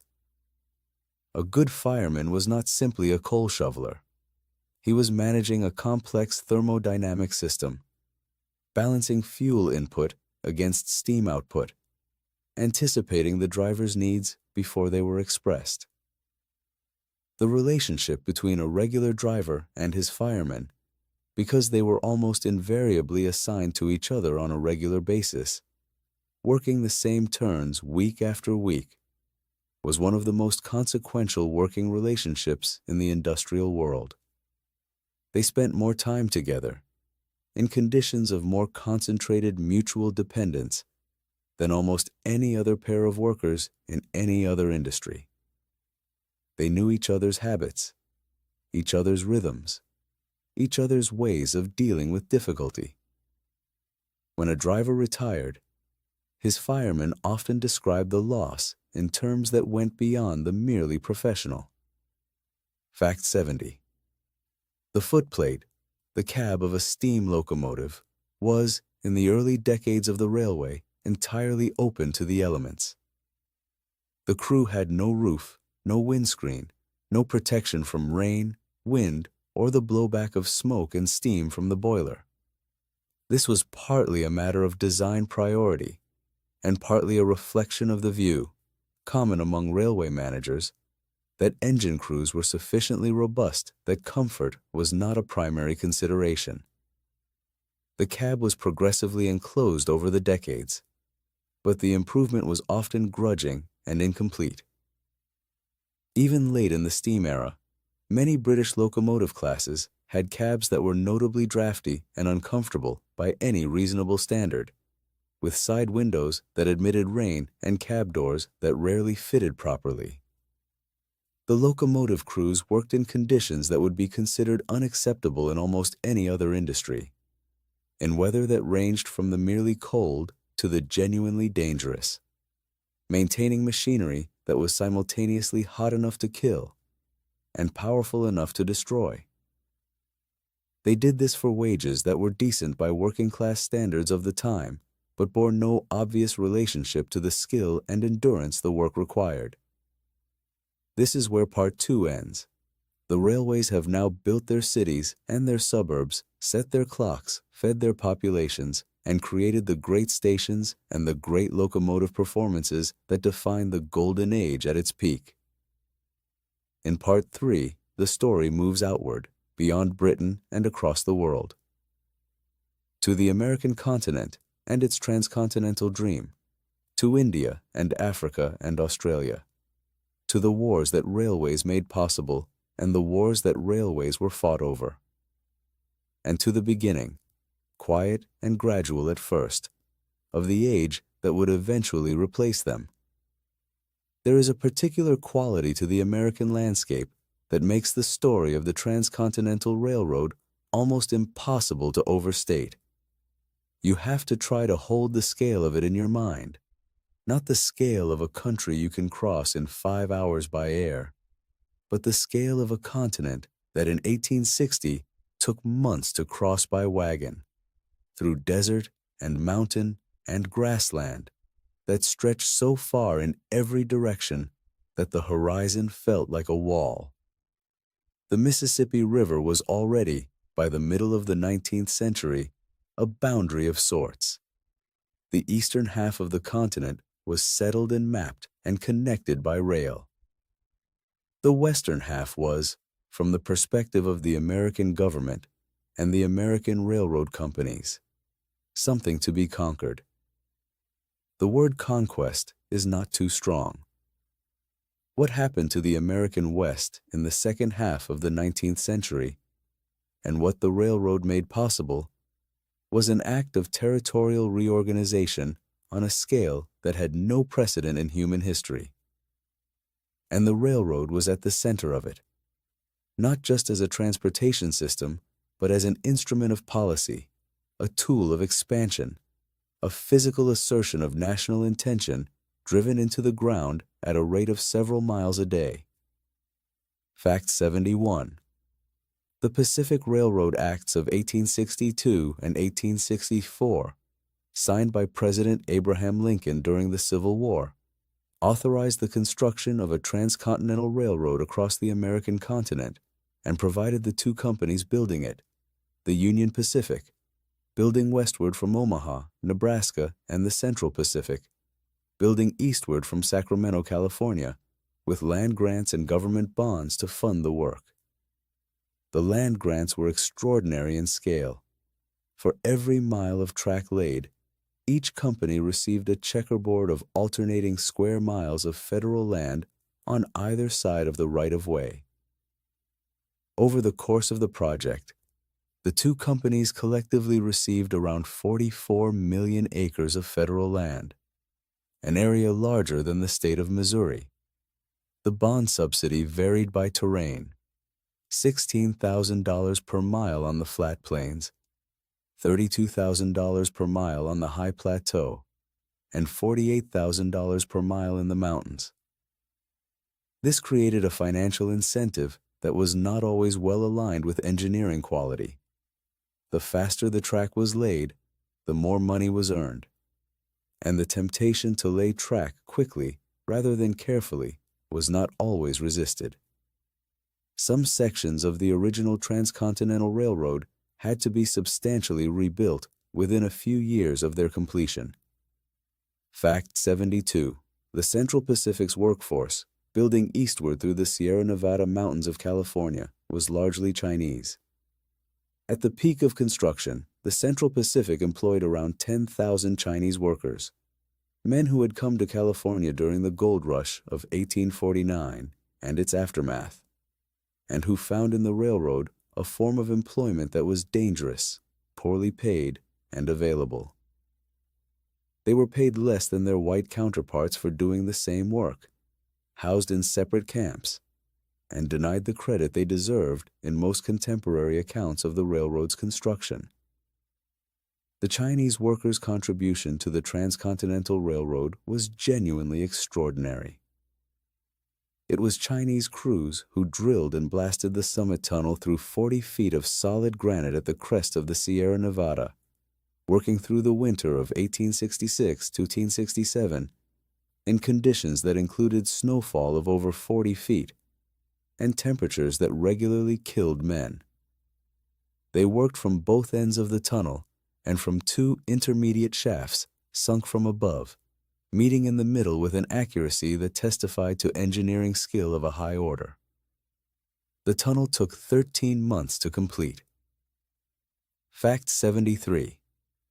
The Union Pacific's workforce, building westward across the Great Plains, was predominantly Irish. Veterans of the Civil War, recent immigrants, men who had come to America with nothing and found in the railroad a means of earning something, however dangerous the terms.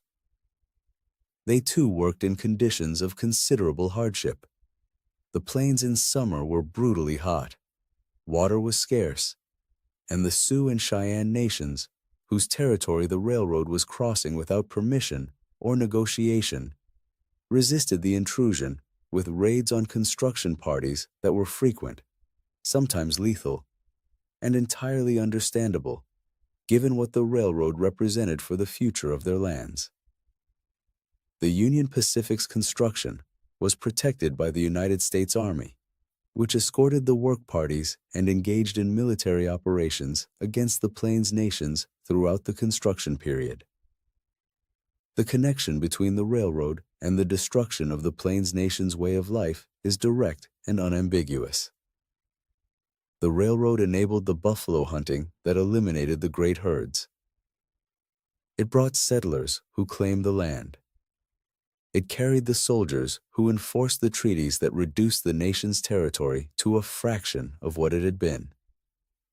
The golden spike that completed the Transcontinental Railroad was driven into the ground at Promontory Summit, Utah, on the 10th of May, 1869, and it was, among other things, the beginning of the end for a way of life that had existed on the Great Plains for thousands of years. Fact 74. The ceremony at Promontory Summit on the 10th of May, 1869, was photographed, telegraphed, and celebrated across the nation with an enthusiasm that reflected how genuinely momentous the occasion was. The final spike, the famous golden spike, actually made of 17-karat gold alloy, was connected by telegraph wire to the transcontinental telegraph line, so that when it was struck, the blow would be transmitted as a telegraph signal to both coasts simultaneously. The signal, when it came, triggered celebrations in cities from New York to San Francisco. The golden spike is now in the collection of the Cantor Arts Center at Stanford University. The exact spot where it was driven has been commemorated, marked, and slightly disputed over the intervening century and a half, partly because the original Promontory Summit route was bypassed in 1904 by the Lucin Cutoff, which crossed the Great Salt Lake on a trestle and shortened the line by 43 miles, leaving the original summit route to be gradually dismantled and forgotten.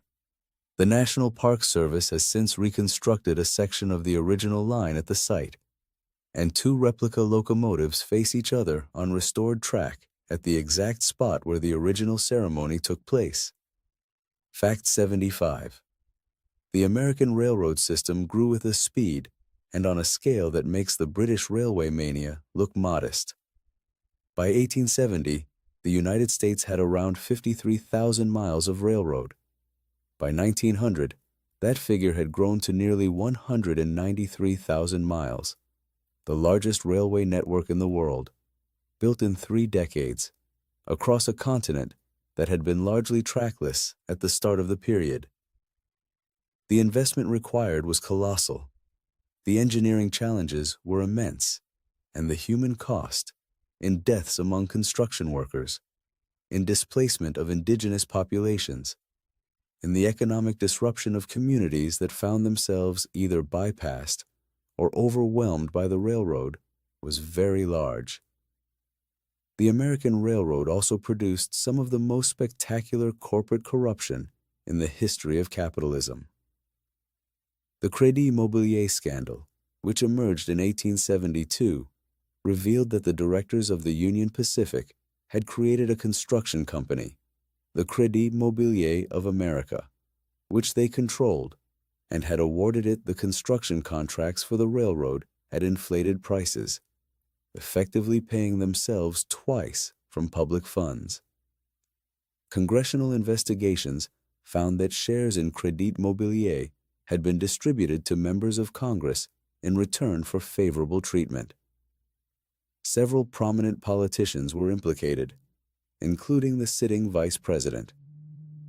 The scandal did not stop the railroad, but it permanently colored the public's perception of the great railroad corporations. Fact 76. The Indian Railways, the railway network of the Indian subcontinent under British administration, was one of the largest and most consequential infrastructure projects in the history of the British Empire. The first passenger railway in India opened in April 1853, running from Bombay to Thana, a distance of about 21 miles, hauled by 3 locomotives optimistically named Sahib, Sindh, and Sultan. By 1900, India had over 25,000 miles of railway, served by dozens of separate companies operating under varying conditions and to varying standards. The railways in India were built partly for commercial reasons, to move cotton, jute, and other agricultural products from the interior to the coastal ports, and partly for military and administrative reasons.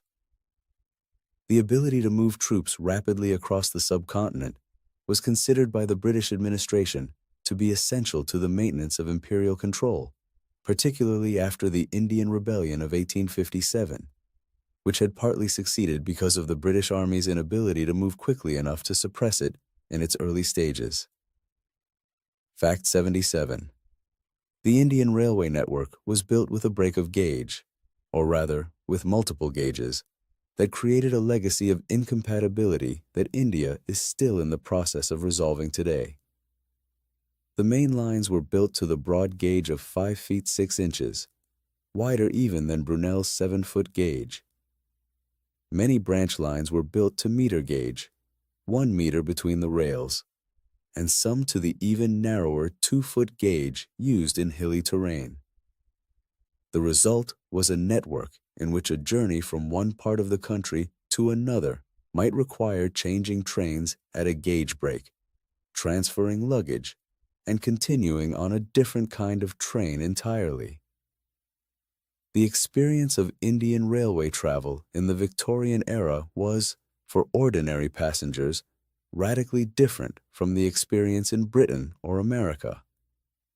The carriages were divided by class, first, second, and third, but also by community, with separate compartments in some periods for different religious groups.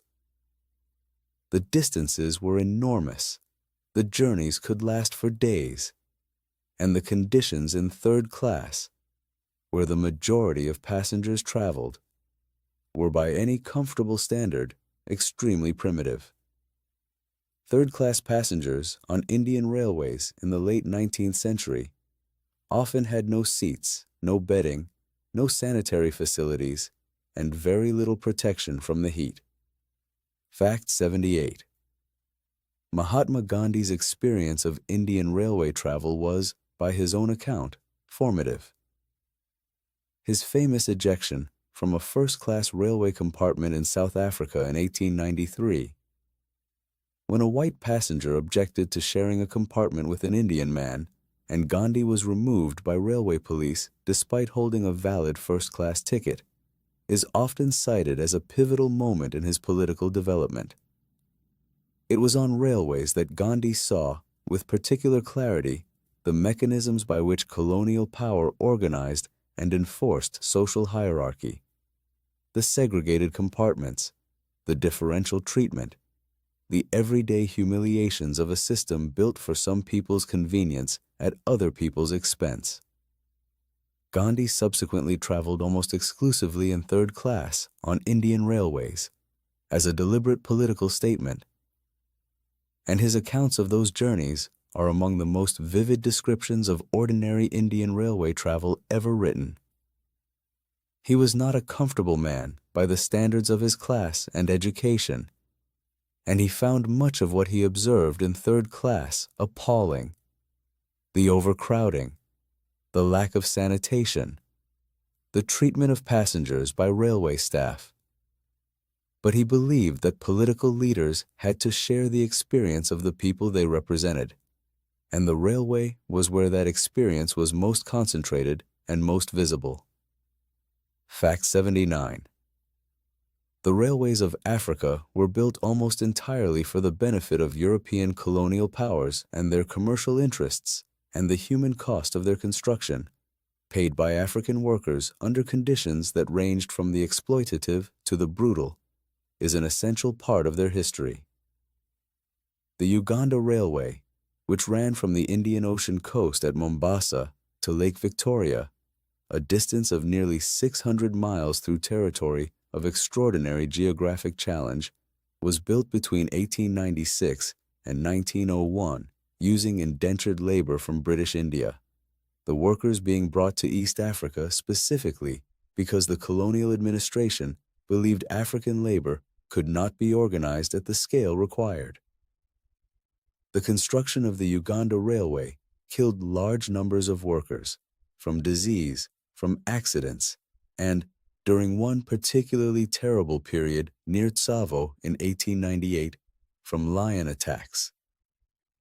2 male lions, subsequently named the Tsavo man-eaters, killed an undetermined number of workers over a period of several months, bringing construction to a halt in the affected area, while the lions evaded every attempt at capture or killing. The eventual death toll attributed to the lions has been variously estimated at between 28 and 135, with more recent scientific analysis of the lion's hair and bone chemistry suggesting the higher estimates are probably too high, but even the conservative number is extraordinary. The Tsavo man-eaters were eventually shot by Lieutenant Colonel John Henry Patterson, the construction engineer responsible for the affected section. He wrote a book about the episode, published in 1907, which became a bestseller. The 2 lion skins were eventually sold to the Field Museum of Natural History in Chicago, where the animals were mounted and are still on display today, looking somewhat smaller than their reputation suggests. Fact 80. The Cape to Cairo Railway, the project, never completed, of building a continuous railway line from Cape Town in South Africa to Cairo in Egypt, passing through the entire length of the African continent, was the great imperial railway dream of the late 19th and early 20th centuries, most closely associated with Cecil Rhodes, the British businessman and colonial administrator who controlled large parts of southern Africa through his British South Africa Company. Rhodes believed that a continuous railway line through British-controlled or British-aligned territory would bind the continent together under British influence and create a commercial and strategic axis from one end of Africa to the other. He got as far as Rhodesia, present-day Zimbabwe, before his death in 1902, by which point political and geographic obstacles had made the full project clearly unrealizable. The railway lines built in pursuit of the dream nevertheless became permanent parts of the infrastructure of southern Africa, and some of them are still in operation today, long after the empire that built them has dissolved. Fact 81.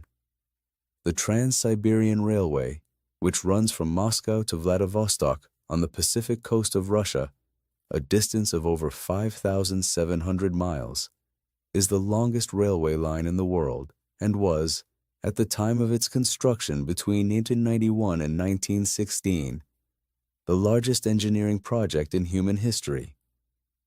It was built by order of Tsar Alexander III and completed under Tsar Nicholas II, with the explicit purpose of binding the vast and largely empty territory of Siberia to European Russia, facilitating the movement of troops and goods, encouraging settlement, and asserting Russian sovereignty over territory that was, in the east, extremely thinly administered. The construction was carried out in conditions of extraordinary hardship. Siberia's climate, its permafrost, its rivers that flooded in spring and froze in winter, its forests, its swamps, and its almost complete absence of existing infrastructure made every mile of construction a significant achievement. The workforce included convict labor, military conscripts, and free laborers, and the death toll, while poorly documented, was substantial. The section around Lake Baikal, the world's deepest and largest freshwater lake, required tunneling through solid rock for miles and was eventually completed only by laying track across the ice of the lake itself during winter, while the permanent tunnel route was being finished. Fact 82. The Trans-Siberian Railway changed the political geometry of Asia in ways that its builders understood in broad outline, but could not have predicted in detail. The Russian-Japanese War of 1904 to 1905, which Russia lost decisively, was in part a consequence of the railway. It was Russian expansion into Manchuria and Korea, facilitated by the Trans-Siberian and the related Chinese Eastern Railway, that provoked Japan into the conflict. The railway that was supposed to secure Russian power in the East contributed to the military defeat that accelerated the eventual collapse of the Tsarist regime. The railway also facilitated the movement of revolutionary politics eastward and westward through the vastness of Siberia. Exiles sent to Siberian labor camps, a practice with a long history, could, by the early 20th century, sometimes escape and use the railway to return, if they could obtain papers and money. The geography of Siberian exile and the geography of the railway overlapped in ways that occasionally produced unexpected results. Joseph Stalin, sent into Siberian exile multiple times before 1917, escaped from it multiple times, the railway being both the instrument of his confinement and, when circumstances allowed, of his freedom. Fact 83. The railway transformed warfare, and this transformation was first observed at scale during the American Civil War of 1861 to 1865. The Civil War was the first major conflict in which railways played a decisive operational role, used to move troops, supplies, and artillery over distances and at speeds that completely changed the strategic possibilities available to both sides. The Union Army's use of the railway was more sophisticated and more effective than the Confederacy's, partly because the North had more railway infrastructure, and partly because the Union developed better organizational methods for using it. The United States Military Railroad, established in 1862, operated captured Confederate lines and built new ones as needed, at speeds that were considered remarkable at the time. Herman Haupt, the Union's chief of construction and transportation for the military railroads, organized the repair of destroyed bridges and track at a pace that repeatedly frustrated Confederate efforts to delay the Union advance by destroying infrastructure. Abraham Lincoln, watching a complex temporary timber bridge being repaired and returned to service in a matter of days, reportedly said that Haupt had built a bridge that looked like nothing but bean poles and corn stalks, and yet which the enemy could not destroy fast enough to stop the traffic. 4. The strategic importance of railways in the American Civil War was not lost on military observers in Europe, who studied the conflict closely and drew their own conclusions. When Prussia went to war with Austria in 1866, the Prussian army's use of its railway network to mobilize and concentrate forces with unprecedented speed was a decisive factor in its rapid victory. When Prussia went to war with France in 1870, the same advantage was deployed on a larger scale, with the Prussian mobilization by rail proceeding so efficiently that French forces were defeated in detail before they had fully assembled. The Franco-Prussian War of 1870 to 1871 convinced every major European military power that control of railway infrastructure was a strategic necessity of the first order. And the military planning of the following decades, the war plans that eventually produced the catastrophe of 1914, were, in every case, railway plans. The Schlieffen Plan, the Russian mobilization schedules, the French Plan 6-20, all were timetables as much as they were military strategies, organized around the movement of armies by train and the race to complete that movement before the enemy completed theirs. Fact 85. The First World War was, in its logistical foundations, a railway war. The Western Front was supplied almost entirely by rail. Hundreds of thousands of tons of ammunition, food, equipment, and reinforcements moved by train from the factories and depots of Britain and France to the railheads behind the front lines, and from there forward by road or narrow-gauge light railway. The British Army alone operated an enormous narrow-gauge railway system behind its section of the front, using small locomotives and light track to carry supplies to points close enough to the front that horses and men could manage the last mile. The light railways of the Western Front were built and operated by the Royal Engineers, and they performed a logistical function that was absolutely essential to the conduct of the war. Without them, the scale of the artillery bombardments, which consumed ammunition at rates measured in millions of shells per week during major offensives, would have been physically impossible to sustain. The war that killed millions of men was, in its industrial foundations, a triumph of railway logistics. That is a genuinely uncomfortable observation, but it is an accurate one. 486. The armistice that ended the First World War was signed in a railway carriage, specifically in the dining car of Marshal Ferdinand Foch's personal headquarters train, which was parked in a forest siding at Compiègne in northern France.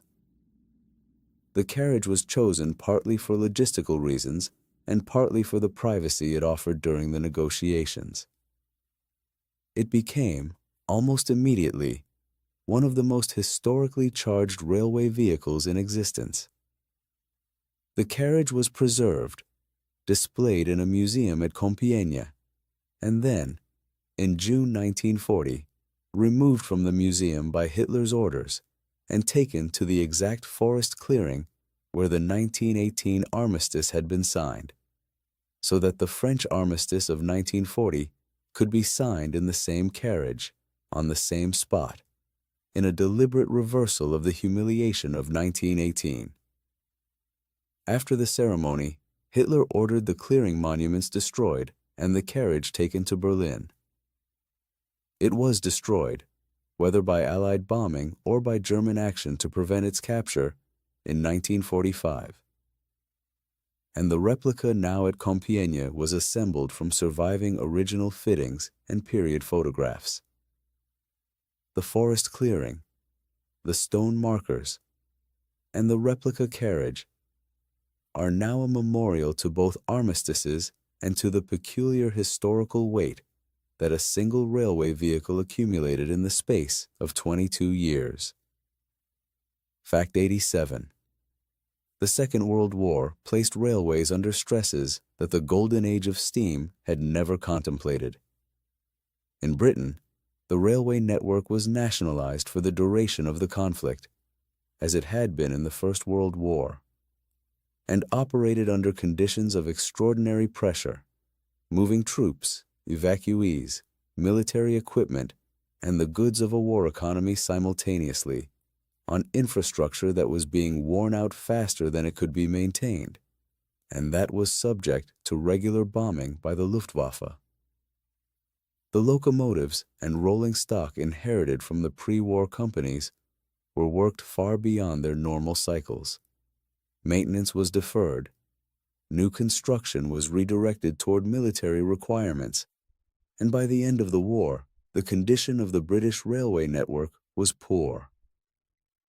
The post-war nationalization of the railways in 1948, which created British Railways, inherited a system that was physically exhausted, financially depleted, and facing competition from road transport that had not existed at anything like the same scale before the war. Fact 88. The competition from road transport that eroded the railway's dominance in the 20th century was not a sudden event. It was a gradual process that began almost as soon as the motor car appeared, and that accelerated with each decade as the car became cheaper, more reliable, and more widely available. The railway had a monopoly on fast, reliable land transport for roughly 60 years, from the 1840s to the 1900s. After that, the monopoly was contested, and the contestation grew steadily more serious.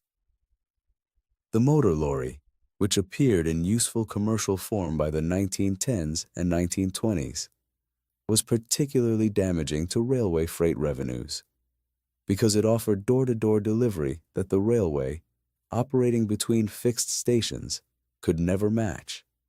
A manufacturer could load a lorry at his factory gate and deliver directly to a customer's door. Moving the same goods by rail required carting them to a goods station, loading them onto a wagon, hauling them to another goods station, and carting them again at the far end. The railway was faster over long distances, but the total journey time, including the terminal operations, was often no better than road. Fact 89. The motor car's effect on railway passenger traffic was slower to develop than the lorry's effect on freight, but ultimately more culturally significant. In the 1920s and 1930s, the private car was still a luxury available to a minority.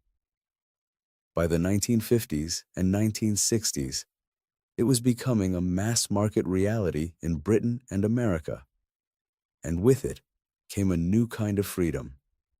The freedom to travel when you chose, where you chose, by a route of your choosing, without reference to a timetable or a fixed network. This was a genuinely new kind of freedom, and it was enormously appealing. The railway, whatever its virtues, required you to be at a specific place at a specific time. The car required nothing of the sort. The railway's century of scheduling people's movements had been, on reflection, a constraint as much as a convenience.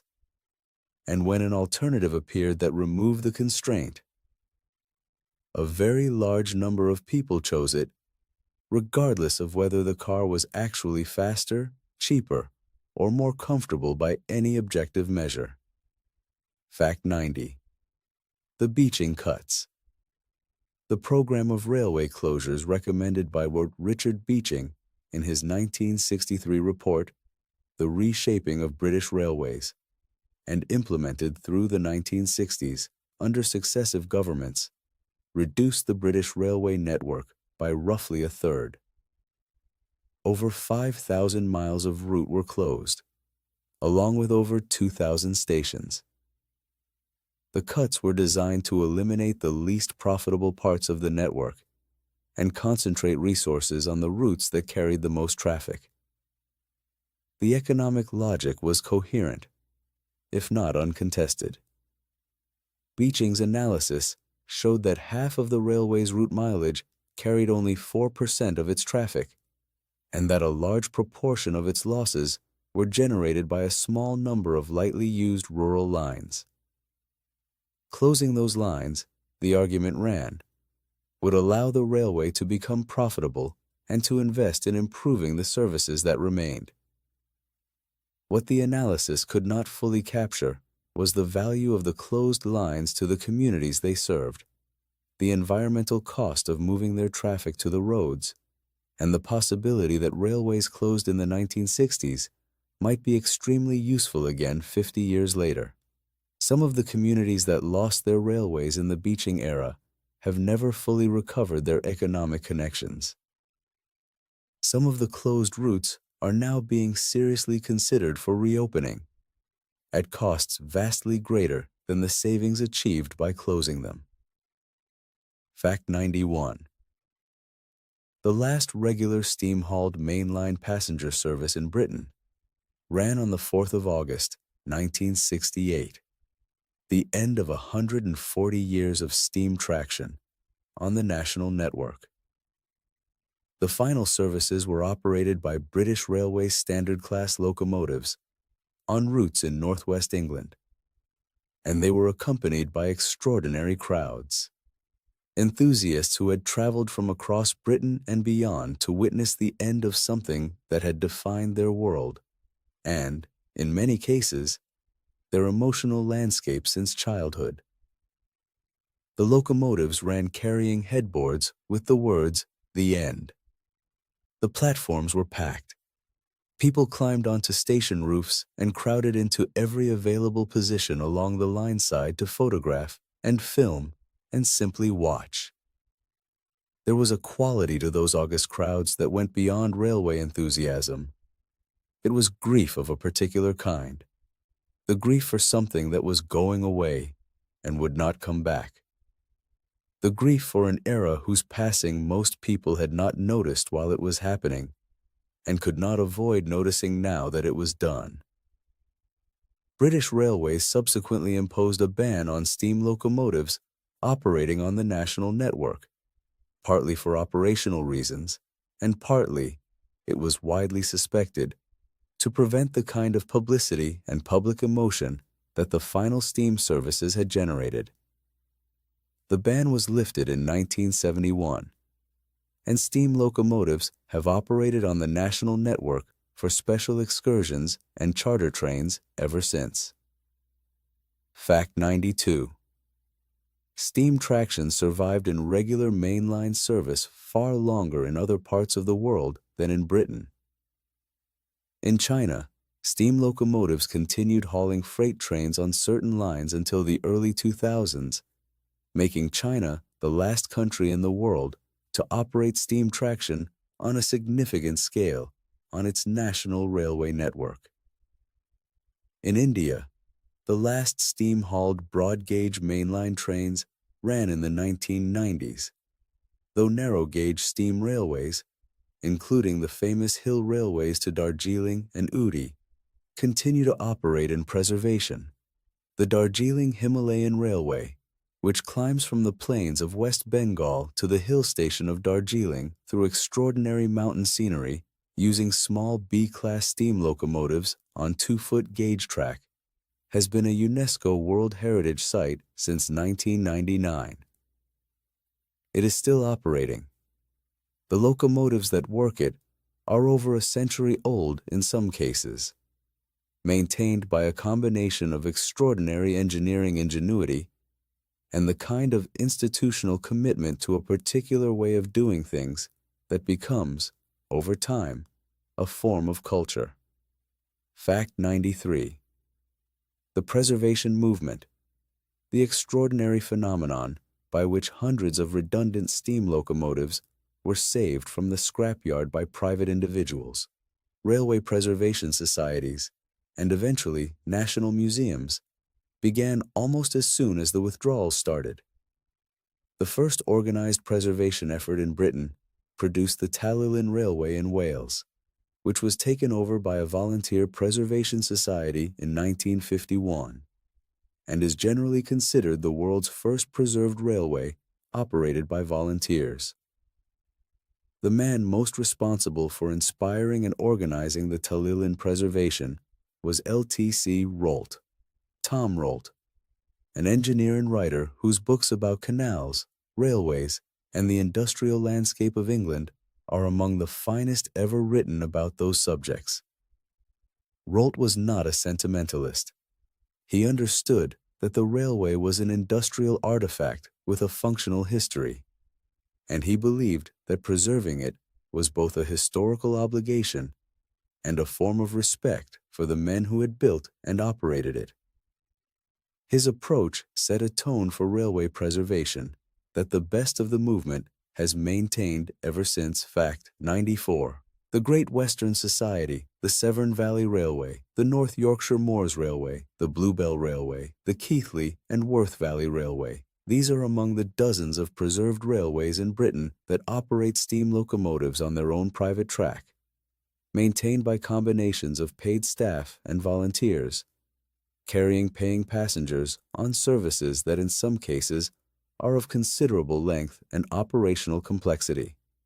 The Severn Valley Railway, which runs 16 miles along the Severn Valley in the West Midlands and Shropshire, operates with a level of professionalism and a quality of restored locomotives and rolling stock that frequently surprises visitors who expect something small and quaint and find instead something large, immaculately maintained, and technically impressive.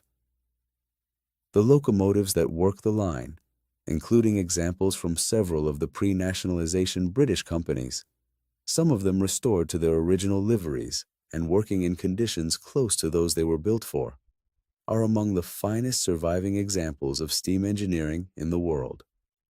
Fact 95. The National Railway Museum in York, which opened in 1975, holds a collection of railway vehicles, artifacts, and documents that is unequaled anywhere in the world. Its Great Hall contains locomotives spanning the entire history of the steam railway, from early examples of the 1820s and 1830s to the final British railway standard designs of the 1950s and 1960s. displayed alongside royal carriages, signal equipment, posters, engineering drawings, and the accumulated material culture of a century and a half of railway civilization. The museum is free to enter, which is an act of cultural generosity that its curators and funders deserve credit for, and that many of its visitors take completely for granted. On a quiet weekday morning, before the school groups arrive, it is one of the finest places in Britain to simply stand and think about what human beings are capable of when they direct their attention and their ingenuity toward a problem that matters. Fact 96. The sound of a steam locomotive has been recognized by acoustic researchers and psychologists as one of the sounds most reliably reported by adults as producing feelings of nostalgia, comfort, and emotional warmth. This is partly generational. For people who grew up in the steam era, the sound carries specific memories. But it is also something more than generational. The rhythm of the exhaust beat, the harmonic complexity of the sound, the sheer physical presence of a working steam locomotive. These things seem to produce a response in people who have no personal experience of the steam era, people born long after the last working locomotive retired. There is a quality to mechanical sound that electronic systems do not replicate. The imperfect, slightly variable, deeply physical sound of a steam locomotive at work is the sound of a machine that is alive, in some sense that a diesel or electric locomotive is not. A machine that breathes, that has a pulse, that changes its voice as conditions change, that announces its presence to the landscape for miles in every direction. The response to that sound, when people hear it unexpectedly at a heritage railway or a special event, is often remarkably strong. A sudden attention, a turning of the head, something that feels almost instinctive. Fact 7. The engineering heritage of the steam locomotive has influenced fields far beyond the railway. The science of thermodynamics, the formal study of how heat energy is converted into mechanical work, was developed largely in response to the challenge of understanding and improving the steam engine. Sadi Carnot's foundational work on thermodynamic efficiency, published in 1824, was directly motivated by the question of how much work a heat engine could theoretically produce from a given quantity of fuel. James Joule's measurements of the mechanical equivalent of heat, Lord Kelvin's formulation of the laws of thermodynamics, Rudolf Clausius's work on entropy, all were responses to questions that the steam engine had raised. The steam engine, in other words, did not just change the physical world. It changed the intellectual world, forcing the development of new scientific tools to understand it. And those tools turned out to apply to systems far beyond the railway. Thermodynamics is now a foundational discipline in chemistry, physics, material science, and engineering of every kind. The steam locomotive, the clunky and imperfect and gloriously physical machine that pulled Victorian trains across the British landscape, is one of the ancestors of modern science. Fact 98. The railway also changed the English language in ways that are so thoroughly embedded in everyday speech that their origins have become invisible. To be railroaded into something, pressured into a decision without adequate time or information, comes from the speed and force of the railway. To let off steam, to be on the right track or the wrong track, to give something full steam ahead, to go off the rails, to be steamed up, to run out of steam. These phrases are so familiar that they no longer feel like metaphors. They feel like descriptions of psychological states in their own right, as though the concepts they express had no prior existence before the railway gave them language. In a sense, that is exactly what happened. The steam locomotive was so powerful, so unprecedented, so physically overwhelming that it gave English speakers a new vocabulary for talking about force, momentum, direction, and loss of control. And that vocabulary has outlasted the locomotives themselves. Fact 99. The golden age of steam produced a body of art, literature, and music that is unique in the history of any technology. Turner's Rain, Steam and Speed, a painting of a Great Western Railway broad-gauge locomotive crossing the Maidenhead Railway Bridge in a blur of motion and weather, was exhibited at the Royal Academy in 1844 and is now in the National Gallery in London. It is one of the defining images of the industrial age, and it is remarkable partly because Turner was not primarily a painter of machines. He was a painter of light and atmosphere, and what he saw in the steam locomotive was not mechanism, but elemental force, something as natural and as overwhelming as weather. The railway appeared in the work of Dickens, Hardy, Zola, Tolstoy. Anna Karenina's death beneath the wheels of a train is one of the most famous and most carefully prepared moments in all of 19th century fiction. Not chosen arbitrarily, but chosen because the train was, by the time Tolstoy wrote it, already the dominant symbol of the forces that were transforming Russian society and destroying the world his characters inhabited. Fact 100. The golden age of steam is over, in any practical sense. The last commercial steam railway networks have shut down or reduced to heritage status. The locomotives that survive do so in museums and on preservation railways, maintained by people whose love of the machines is personal and specific, and sometimes difficult to explain to those who do not share it. But the world that the steam railway built is the world we still live in. The cities are where they are because of where the railways went. The time zones are what they are because of what the railways needed. The supply chains that feed modern cities descend directly from the milk trains and the fish trains and the market specials of the Victorian network. The concept of a scheduled service, of a machine that departs at a fixed time and can be relied upon to arrive at another fixed time, is so fundamental to modern life that we cannot imagine organizing the world without it.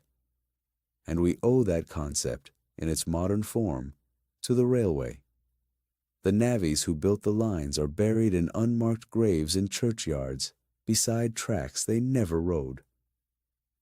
The firemen who shoveled the coal through the long night runs are gone. The signalmen who pulled the levers in their boxes through the cold winter shifts, the porters who called the stations, the engineers who calculated the loads, they are all gone. What they left behind is still here. Most of us pass through it every day without knowing it. The station we walk through, the schedule we check, the suburb we live in, the time on the clock.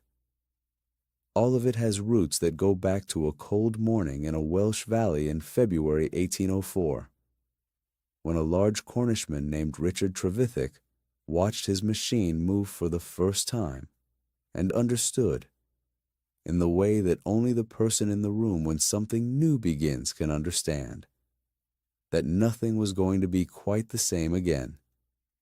It wasn't. And here we are,